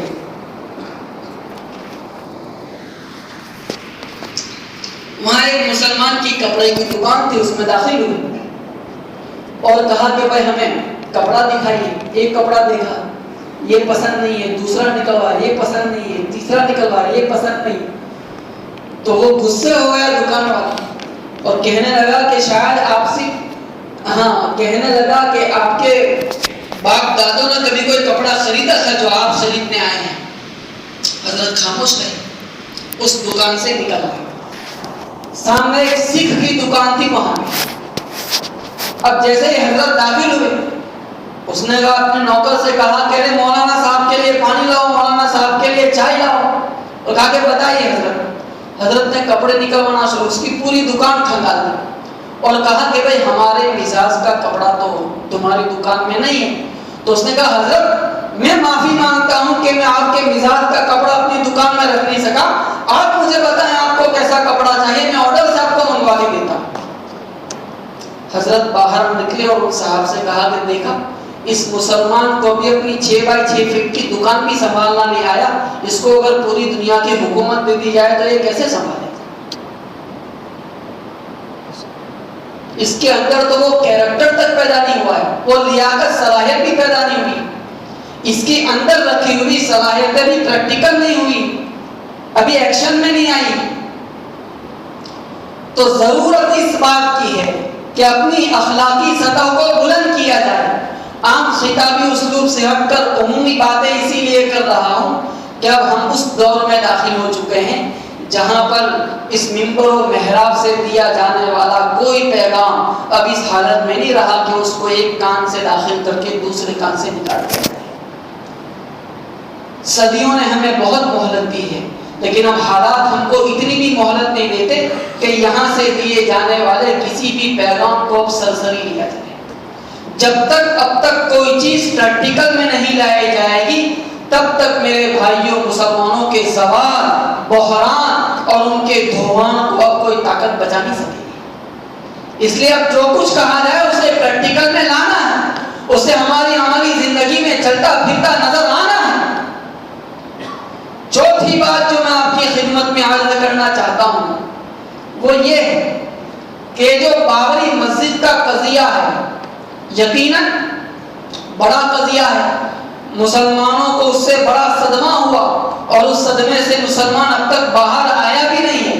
لیکن میں آپ کو یہ عرض کرنا چاہتا ہوں کہ زندہ قوموں کا مزاج یہ ہوتا ہے کہ وہ اپنے اوپر آنے والے حالات کو بھی اپنی تعمیر کے ایکٹیو ٹول کے طور پر استعمال کر لیتی ہیں.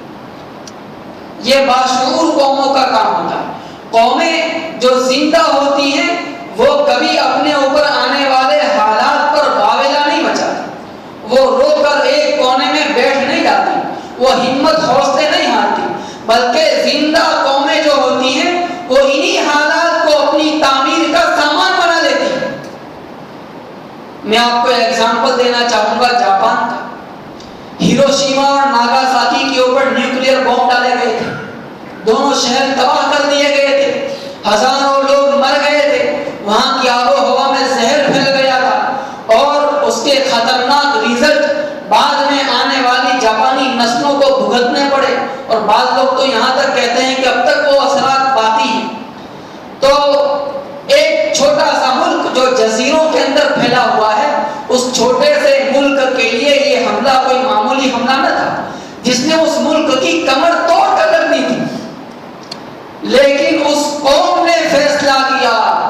کہ ہمیں اسی شہر کی خاک سے اپنی عظمت کا محل اٹھانا ہے۔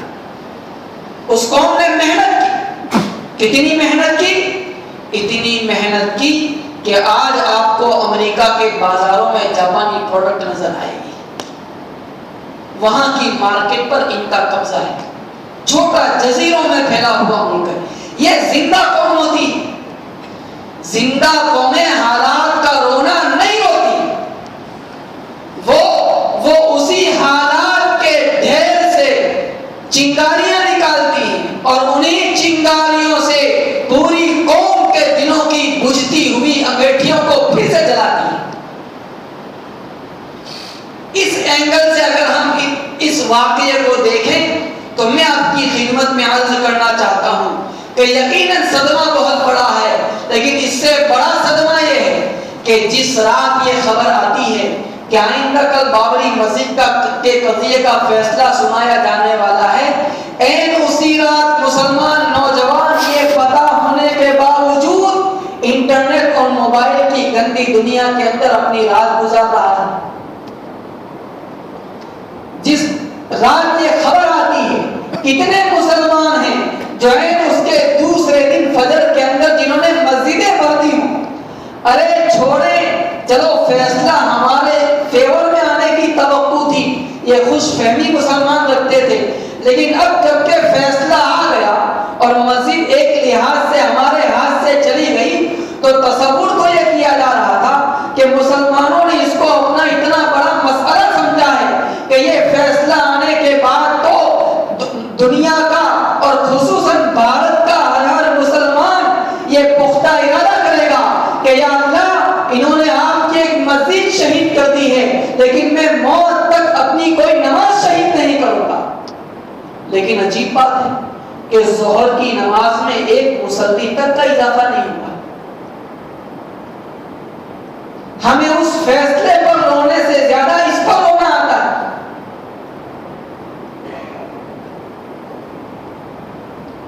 جو جمود، جو شدھلتا قوم کے اندر فیصلے سے پہلے پائی جاتی تھی، اس وقت ہم دیکھ رہے ہیں کہ ایز اٹ از وہی بات ہے۔ محسوس یہ ہوتا ہے کہ اس ملک میں مسلم قوم زندگی نہیں گزارتی، اس ملک کے اندر مسلمان 30 کروڑ کا قبرستان ہے،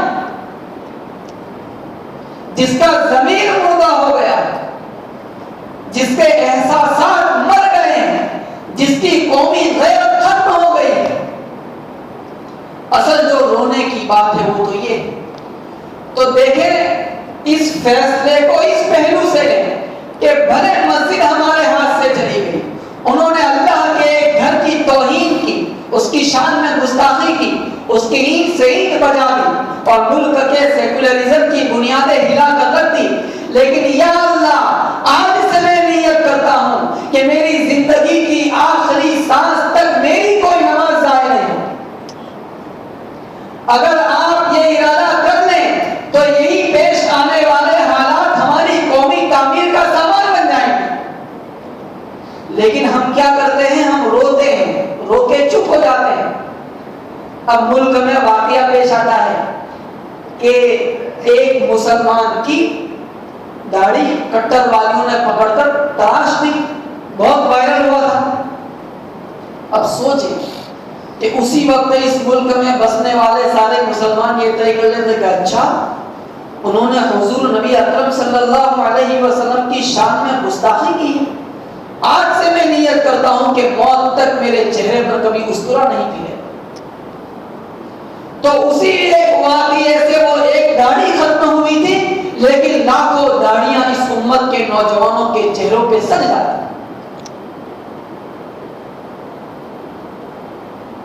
اور ایسے ڈھیروں واقعات ہیں۔ میں پھر کہوں گا کہ زندہ قوم وہی ہوتی ہے جو اپنے اوپر آنے والے حالات کو اپنی تعمیر کا سامان بناتی ہے۔ اگر ہم کانسٹنٹلی ایسا کرتے رہیں اور یہ مزاج پال لیں، اعتماد کے ساتھ یہ بات کہی جا سکتی ہے کہ ان دشمنان اسلام کے سینگ خود ان پر بھاری ہو جائیں گے، ان کی سازشیں اپنے آپ تک توڑ دیں گی اور ان کو یقین ہو جائے گا کہ یہ دوسری مٹی سے بنے ہوئے لوگ ہیں۔ اگر 1992 میں جب یہ مسجد شہید کی جا رہی تھی، اسی وقت مسلمان غیرت کا ثبوت دیتا اور رجوع الی المساجد، مسجدوں کی طرف رجوع کی ایک عام تحریک اٹھا دیتا، تو آج 2019 میں ہمیں پوری ملت کے اندر کوئی بے نمازی نظر نہ آتا۔ لیکن کتنے افسوس کی بات ہے کہ نماز جیسا عظیم الشان فریضہ، جس کے بارے میں حضور نبی اکرم صلی اللہ علیہ وسلم نے فرمایا کہ من ترک الصلاۃ متعمدا فقد کفر، جس نے جان بوجھ کر نماز چھوڑ دی اس کا عمل کافرانہ ہے۔ وہ کس منہ سے اپنے آپ کو مسلمان کہتا ہے؟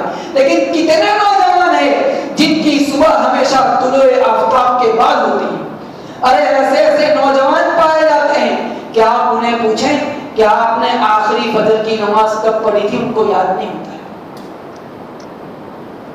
یہ یاد ہوتا ہے کہ کسی رمضان میں آخری مرتبہ فجر کی نماز پڑھی تھی۔ تو سوچے کہ جب بنیادی فریضے کا یہ عالم ہے تو ایک ایسی قوم کے ساتھ خدا کی نصرت و مدد کیسے شامل حال ہو سکتی ہے؟ ہمیں ان سے کیا گلہ شکوا ہے؟ وہ تو دشمنان اسلام ہیں، وہ تو اپنے مشن کے اوپر چل رہے ہیں، انہوں نے اس کے لیے بڑی محنتیں کی ہیں، ہمیں اس کا سویکار کرنا چاہیے۔ 1925 میں اس کی بنیاد رکھی گئی اور آج 94 سال کی مسلسل محنت کے بعد وہ اس پوزیشن پہ پہنچے کہ ملک کو اپنے من چاہے رخ کے اوپر لے جا رہے ہیں، ان کی امیدیں بڑھائی ہیں، ان کے خواب پورے ہونے والے ہیں۔ تو ان سے ہمیں کیا گلہ شکوا ہے؟ گلہ شکوا تو ہمیں اپنے آپ سے ہونا چاہیے کہ تو کیسا مسلمان ہے کہ تابڑ توڑ حالات کے لگنے والے تھپیڑے تیری غفلت کی چادر کو اور دراز کرتے رہتے ہیں۔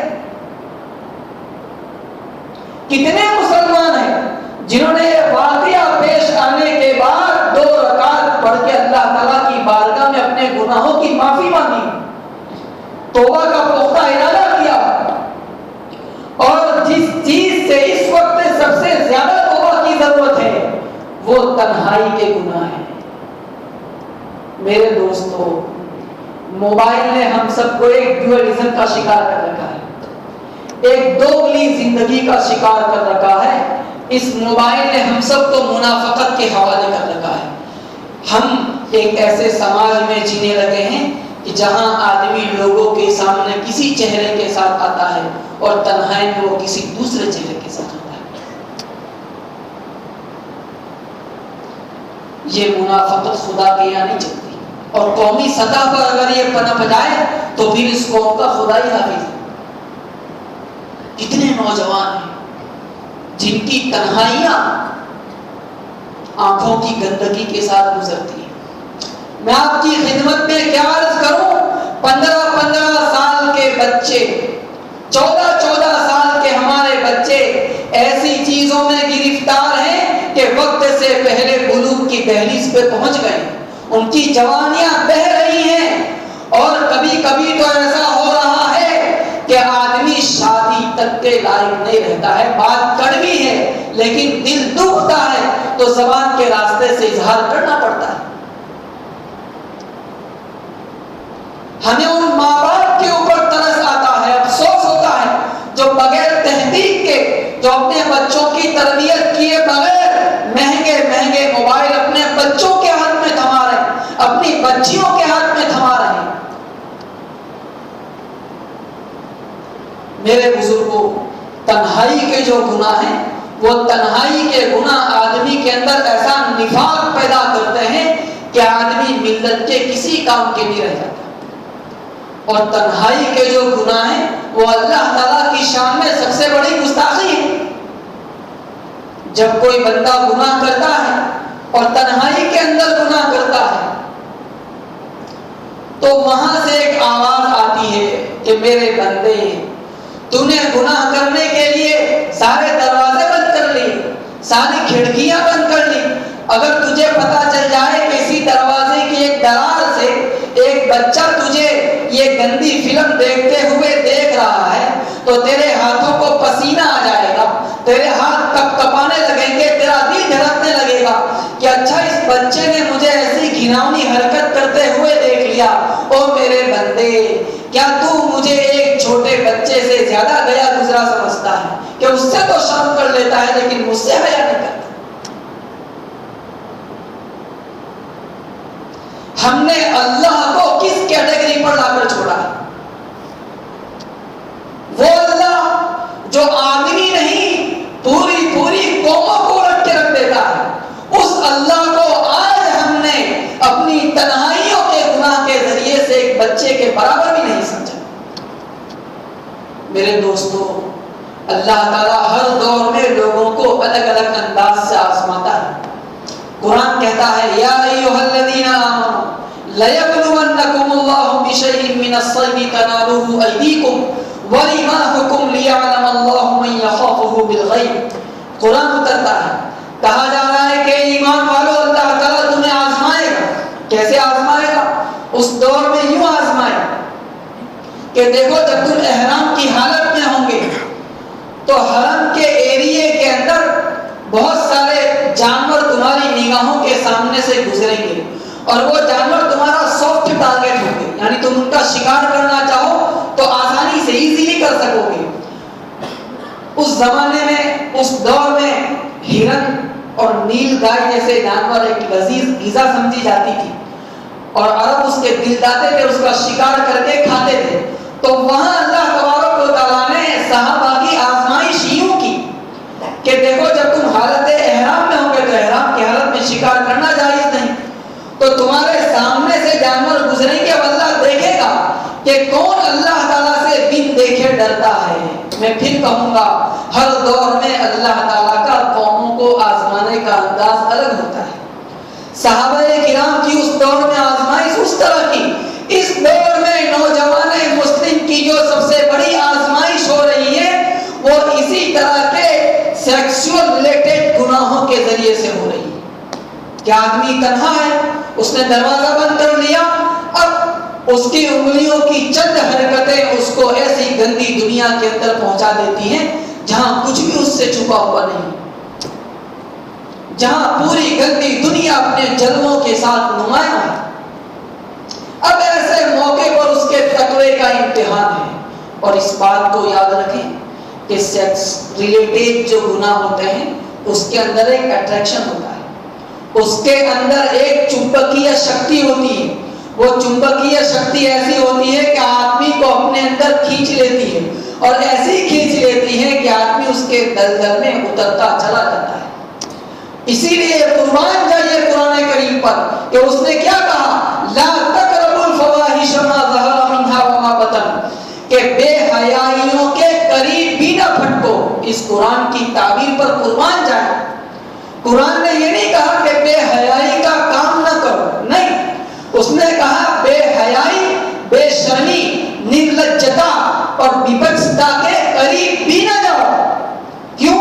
کیونکہ اگر قریب جاؤ گے تو سیکس ریلیٹڈ گناہ کے اندر ایک چمبکیہ شکتی ہوتی ہے، ایک میگنیٹک پاور ہوتا ہے، وہ آدمی کو اپنی طرف کھینچ لیتا ہے. اور ان سارے نوجوانوں سے آپ پوچھ لیں تو وہ یہی اپنا تجربہ بیان کریں گے کہ پہلے ہم نے ایک تصویر دیکھی، اس کے بعد دوسری تصویر دیکھی، پھر کوئی چھوٹی سی کلپ دیکھی اور اس کے بعد پوری فلم کے حوالے ہو کے رہ گئے. سارے نوجوانوں کی داستان آپ کو یہی ملے گی. تو اس کی دہلیز پر بھی کبھی قدم نہ رکھیں، ورنہ لٹ جاؤ گے، نہ دنیا کے رہو گے نہ آخرت کے رہ جاؤ گے. تو پہلی بات جو عرض کرنی تھی کہ اس قضیے کے بعد جو سب سے پہلی چوٹ لگنی چاہیے وہ یہ کہ آدمی توبہ کی طرف متوجہ ہو، تنہائیوں کے گناہ کو چھوڑے. دوسرے نمبر پر نمازوں کا اہتمام کرے کہ کم از کم میں تو اپنی طرف سے کسی نماز کو شہید نہ کروں. تیسری بات جس پر شاید اس گفتگو کو اب ختم ہو جانا ہے وہ میرے بزرگوں یہ ہے کہ اللہ تبارک و تعالیٰ نے ملت کے نوجوانوں کو صلاحیت عطا کر رکھی، ٹیلنٹس ہیں، کوشلیہ ہے، لیکن ہم نے کبھی اپنے کوشلیہ کو اپنے اجتماعی مفاد کے لیے استعمال کرنے کے بارے میں سنجیدگی کے ساتھ سوچا نہیں. اس وجہ سے ہم یہ کہنے کی پوزیشن میں ہیں کہ ملت کے لاکھوں نوجوان ایسے ہیں جن کی کیپیبلٹیز، جن کی سمرتھتا اور جن کے کوشلیہ کا کوئی فائدہ امت کو نہیں پہنچ رہا. اللہ تعالیٰ نے آپ کو جو بھی کوشلیہ عطا کر رکھا ہو، اس کوشلیہ کو، اس ہنر کو صرف اپنی ذات تک محدود اور سیمت نہ رکھتے ہوئے میں اس کے ذریعے سے انسانوں کی کس حد تک کام آ سکتا ہوں، اسپیشلی ملت اسلامیہ کے کس حد تک کام آ سکتا ہوں، اس اینگل سے سوچیں اور قوم کے لیے اپنا کنٹریبیوشن پیش کریں. اور یہاں صرف بات مال کی بھی نہیں ہو رہی.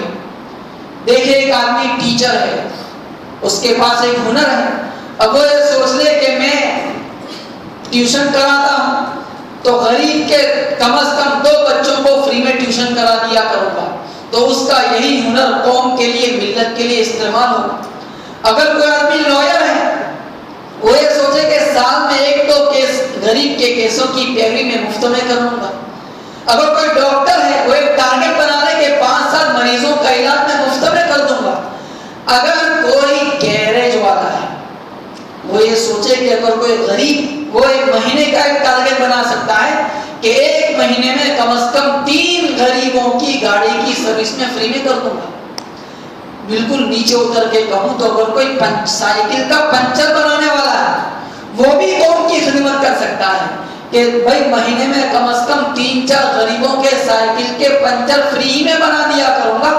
یوں جو آدمی جو بھی چھوٹا موٹا ہنر لیاقت اپنے اندر رکھتا ہے، اسے اپنی جاگیر نہ سمجھتے ہوئے اسے قوم کی امانت سمجھے. وہ آدمی کتنا تنگ ذہن ہے جس کی خوشیاں اس کی ذات سے شروع ہوتی ہیں اور اسی کی ذات کے اوپر ختم ہو جاتی ہیں. میں اپنی بیٹی کی شادی میں لاکھوں روپے پانی کی طرح بہا سکتا ہوں، لیکن کسی غریب کی شادی میں 5000 روپے نکالنے کی نوبت آئے تو میرے ہاتھ پیچھے چلے جاتے ہیں. میں اپنے بیٹوں کو بہتر سے بہتر اسکول کالج میں تعلیم دلا سکتا ہوں، لاکھوں روپے کا پیکج ان کے لیے ریزرو کر سکتا ہوں، لیکن اگر کسی غریب کے بیٹوں کی ٹیکسٹ بکس خریدنے کے لیے 2-4 روپے دینے کی بات آ جائے تو میرے ہاتھ جیب کے اندر جاتے نہیں ہیں. میرے گھر کے مریضوں کا علاج ہائی اسپیشلسٹ ہاسپٹلوں میں ہو رہا ہے، اور میرے محلے میں، میرے گاؤں میں، میرے غریب رشتہ داروں میں کوئی غریب رشتہ دار بوڑھا بیچارہ اپنی ایڑیاں اپنے بستر پر رگڑ کر مرنے پر مجبور ہے. میری غیرت کہاں چلی جاتی؟ ہم نے اپنا جو تناظر ہے، ہم نے اپنا جو درشٹی کون ہے، وہ قومی سے زیادہ شخصی بنا رکھا ہے. وہ آدمی کتنا نیرو مائنڈ ہے جس کے دم اس کی ذات سے شروع ہوتے ہیں اسی کی ذات کے اوپر اینڈ کر جاتے ہیں. وہ کتنا تنگ ذہن آدمی ہوگا. میں آپ کو کیا بتاؤں میرے دوستوں، آپ چلے جائیں گیرجوں میں، آپ چلے جائیں ہوٹلوں میں، وہاں ایسے ایسے بچے آپ کو مل جائیں گے جن کے پیشانی سے ذہانت جھانکتی ہے، جن کی چمکتی ہوئی آنکھیں بتاتی ہیں کہ لڑکا بڑا ٹیلنٹڈ ہے، لیکن ہائے غریبی، اس کے باپ کی غربت نے اس کو یہ موقع نہ دیا کہ وہ اپنے بچے کو کسی بہتر اسکول میں تعلیم دلا سکے. ارے ملت کے کتنے بڑے بڑے مسائل ہیں جو مین پاور اور منی پاور نہ ہونے کی وجہ سے اٹکے ہوئے ہیں. کتنے ادارے ہیں، میں انڈیویڈیولی ایسے لوگوں سے واقف ہوں جنہوں نے ادارے چلانے کے لیے اپنی بیویوں کے زیورات کو گروے رکھا ہوا ہے. کتنے مسلمان نوجوان ہیں جو دہشت گردی کے الزام میں جیلوں کے پیچھے ٹھونس دیے گئے ہیں، اور ان کے ایک ایک کیس کی پیروی کے لیے وکیل لاکھ لاکھ روپیہ مانگتا ہے. کام اٹکے ہوئے ہیں، اور ایسے منصوبے قوم کے اٹکے ہوئے ہیں، ایسی تنظیموں کا کام رکا ہوا ہے جن کا وجود ملت کے لیے رگے حیات کی حیثیت رکھتا ہے. لیکن دوسری طرف قوم کے پیسوں کا بہت بڑا حصہ نان پروڈکٹیو کاموں کے اندر خرچ ہو رہا ہے، بن اتپادکیہ کاموں کے اندر خرچ ہو رہا ہے. سوچے کہ اس ملت کا کیا بنے گا.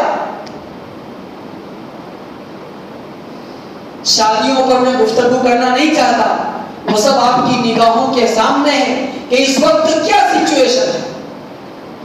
غریبوں کی شادیوں کا کبھی نظارہ کریں میرے بزرگوں. ایک جگہ دھوم دھام کے ساتھ شادی ہو رہی، لاکھوں روپے کی ریل فیل ہو رہی، اسی گاؤں میں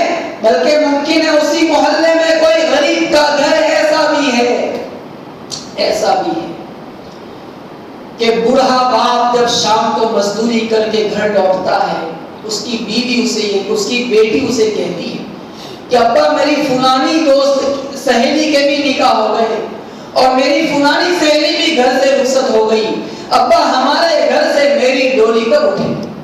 باپ کے پاس اتنا پیسہ نہیں ہے کہ اپنی بیٹی کے نکاح کرا سکے، وہ بیچارہ اپنی بیٹی کی آنکھوں میں آنکھیں ڈالنے کے قابل نہیں رہتا اور دوسرے کمرے میں چلا جاتا ہے، تکیے میں اپنا منہ چھپا کر روتا ہے اور آنکھوں کو اجازت دیتا ہے کہ جتنا برس جانا چاہو برس جاؤ، اس کی ماں الگ سے دوپٹے میں اپنا منہ چھپا کر روتی ہے۔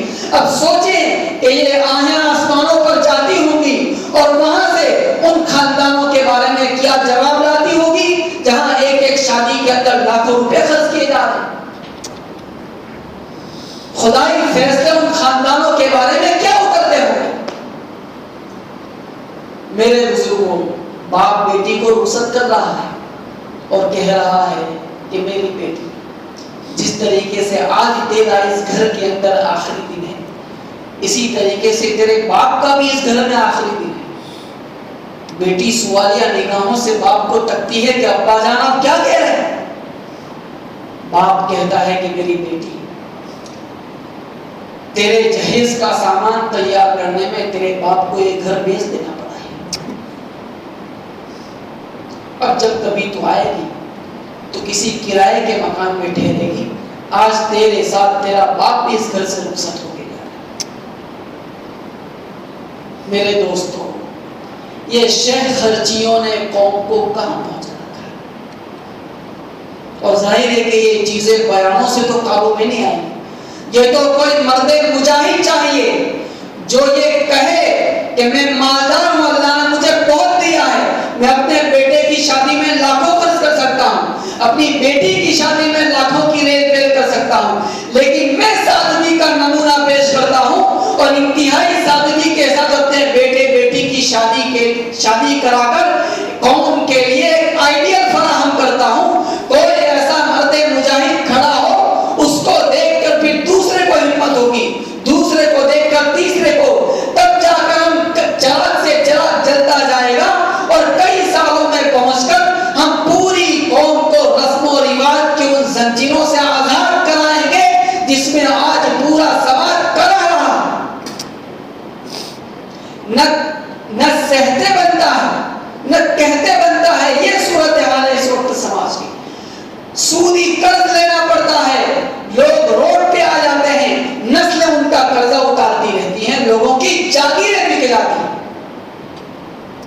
لٹ جاتے ہیں لوگ شادیوں کے حوالے سے۔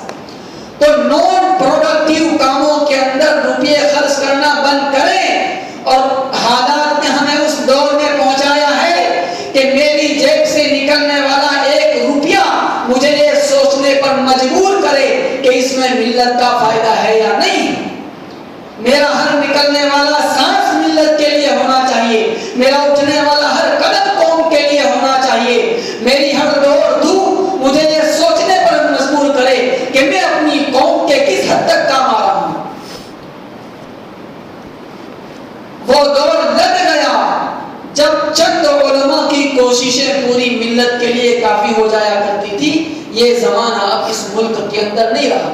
اب تو جب تک ملت کا ایک ایک فرد اپنی ذات کو ملت کی تعمیر کے لیے ان خطرناک حالات سے اس کو باہر نکالنے کے لیے پیش نہیں کرے گا، تب تک ہم آئندہ آنے والی نسلوں کو کوئی بہتر فیوچر نہیں دے سکیں گے۔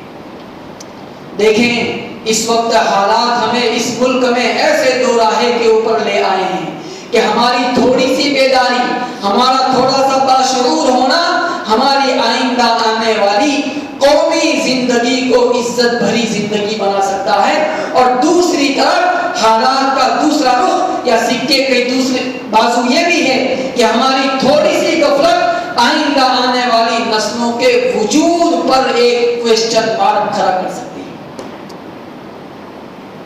اگر ہم نے اس موقع پر غفلت کی جبکہ ملک ٹرننگ پوائنٹ پر، جبکہ ملت اسلامیہ اپنے پورے تاریخی وجود کے نازک دور سے گزر رہی ہے، ایسے موقع پر ہم نے غفلت کی، نہ اتہاس کبھی ہمیں معاف کرے گا، نہ آئندہ آنے والی نسلیں ہمیں معاف کریں گی.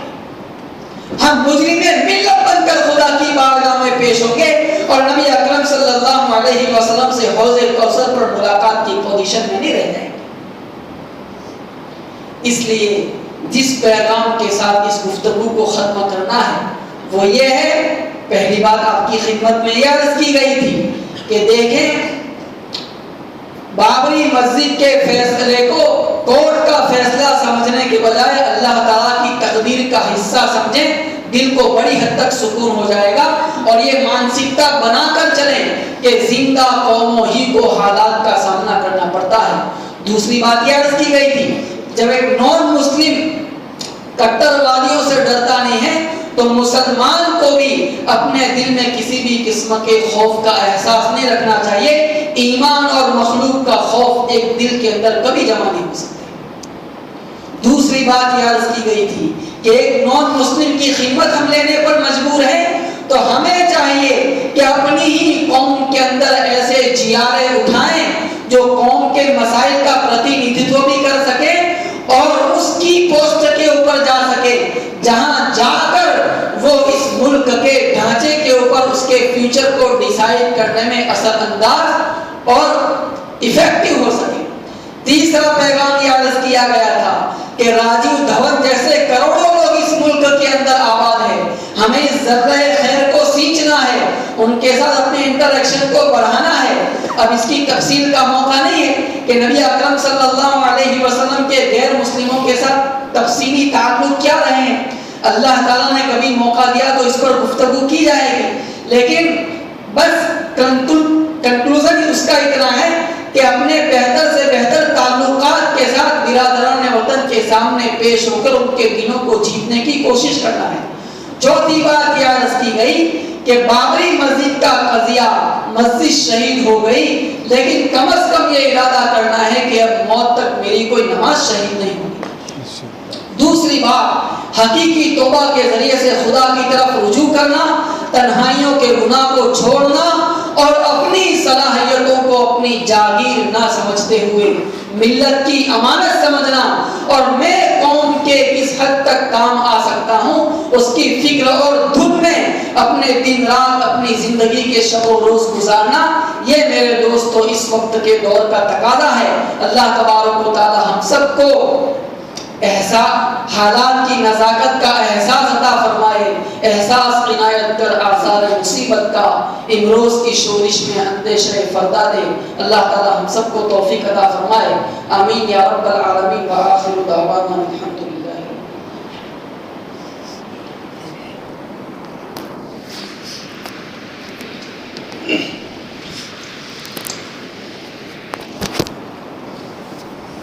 بسم اللہ الرحمن اللهم صل على سيدنا مولانا محمد وعلى ال سيدنا مولانا محمد وبارك وسلم. ربنا ظلمنا انفسنا وان لم تغفر لنا وترحمنا لنكونن من الخاسرين. يا حي يا قيوم برحمتك نستغيث اصلح لنا شأننا كله ولا تكلنا الى انفسنا طرفة عين. اللهم آت نفوسنا تقواها وزكها انت خير من زكاها انت وليها ومولاها. ربنا آتنا في الدنيا حسنة وفي الآخرة حسنة وقنا عذاب النار. اللهم إنا نسألك من الخير كله عاجله وآجله ما علمنا منه وما لم نعلم ونعوذ بك من الشر كله عاجله وآجله ما علمنا منه وما لم نعلم. اے اللہ ہم سب کے گناہوں کو معاف فرما. اللہ یقیناً ہمارا روح گناہوں کے اندر نچڑا ہوا ہے. اللہ یہ وجود اتنا گندا ہے کہ آپ کے گھر کی دہلیز چڑھنے کے قابل نہیں ہے. آپ کی بارگاہ میں یہ زبان کچھ عرض کرنے کے لائق نہیں ہے، اتنی گندی. یا اللہ یہ ہاتھ اتنے گنہگار ہیں کہ آپ کی بارگاہ میں اٹھائے جانے کے قابل نہیں. اللہ ہمارے گناہوں کو معاف فرما. اللہ ہمارے گناہوں کو معاف فرما. گناہوں پر معافی کا قدم پھیر دے. اللہ ہم گناہ کرتے ہیں پھر توبہ کرتے ہیں لیکن پھر گناہوں میں مبتلا ہو جاتے ہیں. توبہ کرتے ہیں بار بار ٹوٹ جاتی ہیں. اے اللہ ہمیں سچی پکی توبہ نصیب فرما. ہمیں سچی پکی توبہ نصیب فرما. اللہ گناہ کرتے کرتے گناہ کی لت پڑ گئی ہے. اللہ گناہ کرتے کرتے کمر ٹیڑھی ہوتی جا رہی ہے، بال سفید ہوتے جا رہے ہیں لیکن گناہ ہے کہ چھوٹنے کا نام نہیں لیتے. اے اللہ اگر ایسی حالت میں آپ کی بارگاہ میں حاضری ہو گئی تو ہم کس منہ کو لے کر آپ کی بارگاہ میں حاضر ہوں گے؟ اللہ موت سے پہلے پہلے سچی پکی توبہ نصیب فرما۔ اے اللہ نگاہیں اٹھتی ہیں تو ایمان کا خطرہ ہے، ہم ایسے دور میں زندگی گزار رہے ہیں، اللہ تو ہی ہماری حفاظت فرما، ہمارے نوجوانوں کی حفاظت فرما، ہماری بہن بیٹیوں کی حفاظت فرما، ہم پر اپنا خصوصی فضل متوجہ فرما، ہم پر اپنی خصوصی رحمت متوجہ فرما، اور اپنی حفاظت کے دامن میں ہم سب کو لے کر گناہوں سے ہماری زندگی کو پاک فرما۔ اللہ ہماری اس مجلس کو اپنے فضل و کرم سے قبول فرما، جو کچھ کہا سنا گیا اس پر عمل کرنے کی توفیق عطا فرما۔ جن لوگوں نے اس مجلس کے لیے کوشش کی، اس کو منعقد کیا، ان سب کو دنیا آخرت میں جزائے خیر عطا فرما، ہم سب کی طرف سے ان کو بہترین بدلہ عطا فرما۔ جن معصوم بچوں نے یہاں اپنا پروگرام پیش کیا ان سب کو قبول فرما، اس مکتب کو قبول فرما، ان کے استادوں کو قبول فرما، اس مکتب کو ترقی نصیب فرما، اس علاقے میں اپنی خصوصی رحمتیں نازل فرما، یہاں دینداری کی عمومی فضا پیدا فرما، ماں بہنوں کے اندر مکمل پردے کا اہتمام پیدا فرما، مردوں کے اندر اتباع سنت اور اتباع شریعت کا جذبہ پیدا فرما۔ اے اللہ رجوع اللہ کا عمومی رجحان پوری قوم کے اندر پیدا فرما، انابت اللہ کا مزاج پوری ملت میں پیدا فرما۔ اللہ غفلتوں کی چادر پھاڑنے کی ہمیں توفیق عطا فرما۔ اللہ ملت کو زخم پر زخم لگتے رہے لیکن ہماری غفلت ہے کہ ختم ہونے کا نام نہیں لیتی۔ اے اللہ ہمیں اپنی غفلتوں کو چھوڑنے کی توفیق عطا فرما، ہماری صلاحیتوں کو، ہمارے وقت کو، ہماری جان کو اور ہمارے ہنر کو، ہمارے مال کو اپنے دین کے لیے استعمال فرما۔ ہمیں اپنی صلاحیتوں کو اپنی جاگیر سمجھنے کے بجائے قوم و ملت کی امانت سمجھتے ہوئے استعمال کرنے کی توفیق عطا فرما۔ بے راہ روی سے ہمارے نوجوانوں کی حفاظت فرما، تنہائیوں کے گناہ سے ہماری حفاظت فرما، آپ کی خشیت، آپ کا تقوی ہم سب کو نصیب فرما۔ حضرت نبی اکرم صلی اللہ علیہ وسلم کی سچی پکی محبت ہم سب کو نصیب فرما، آپ صلی اللہ علیہ وسلم کے دست مبارک سے جامع کوثر نصیب فرما، نبی اکرم صلی اللہ علیہ وسلم کی شفاعت نصیب فرما، موت سے لے کر جنت میں داخل ہونے تک کی تمام مرحلوں کو ہم سب کے لیے آسان فرما، اور جو ہم سے پہلے موت کی منزلوں سے گزر گئے ان سب مرحومین کی مغفرت فرما، ان کی کروٹ کروٹ چین اور سکون نصیب فرما، اعلیٰ علیین میں ان کو جگہ عطا فرما، جنت الفردوس میں ان کے داخلے کو مقدر فرما، ان کو اپنے جوار رحمت کے اندر جگہ عطا فرما۔ اے اللہ حاضرین کی جائز تمناؤں کو پورا فرما، بیماروں کو شفا عطا فرما، پریشان حالوں کی پریشانیوں کو دور فرما۔ اے اللہ کون کس اعتبار سے دکھی ہے تو ہی سب کے دلوں کے حالات کو بھید کو بہتر جاننے والا ہے، تو سب کی بگڑی بنا دے، سب کے حالات کو درست فرما، گھروں کے قضیوں کو ختم فرما، جھگڑوں کا خاتمہ فرما، گھروں میں سکون پیدا فرما، لوگوں کو ایک دوسرے کے حقوق کی ادائیگی کی توفیق عطا فرما۔ اے اللہ جو بے نکاح مرد و عورت ہے ان کے نکاح کا انتظام فرما، نیک سادے جوڑا انہیں عطا فرما۔ اے اللہ جو بے اولاد ہے انہیں نیک سادے خوبصورت و خوبصیرت اولاد عطا فرما، جن کے یہاں صرف بیٹے ہیں بیٹی کی تمنا رکھتے ہیں ان کو بیٹیاں عطا فرما، جن کے یہاں صرف بیٹیاں ہیں اور لڑکے کی تمنا رکھتے ہیں اللہ ان کو خوبصورت و خوبصورت بیٹے عطا فرما، جن کی اولادیں نافرمان ہیں ان کی اولادوں کو فرما بردار اور ماں باپ کی آنکھوں کی ٹھنڈک بنا، اور جن کی اولادیں فرما بردار ہیں ان کی فرما برداری میں مزید اضافہ فرما۔ ہم میں سے جن کے والدین حیات ہیں انہیں اپنے والدین کی قدردانی کی توفیق عطا فرما، ان کی خدمت کر کے جنت کمانے کی توفیق عطا فرما۔ اے اللہ ان کا اکرام کرنے کی توفیق عطا فرما، ان کی گستاخی سے، ان کا دل دکھانے سے اور ان کی بد دعائیں دینے سے ہماری حفاظت فرما۔ اے اللہ ہمارے نوجوانوں کو اپنے اوقات کی قدردانی کی توفیق عطا فرما۔ اے اللہ عالم اسلام کے احوال پر رحم فرما، جہاں جہاں مسلمانوں کا خون ناحق بہ رہا ہے، اللہ اس وقت مسلمانوں کا خون پوری دنیا میں سب سے سستا خون ہے، جو پانی سے بھی زیادہ سستا ہو کر بہ رہا ہے۔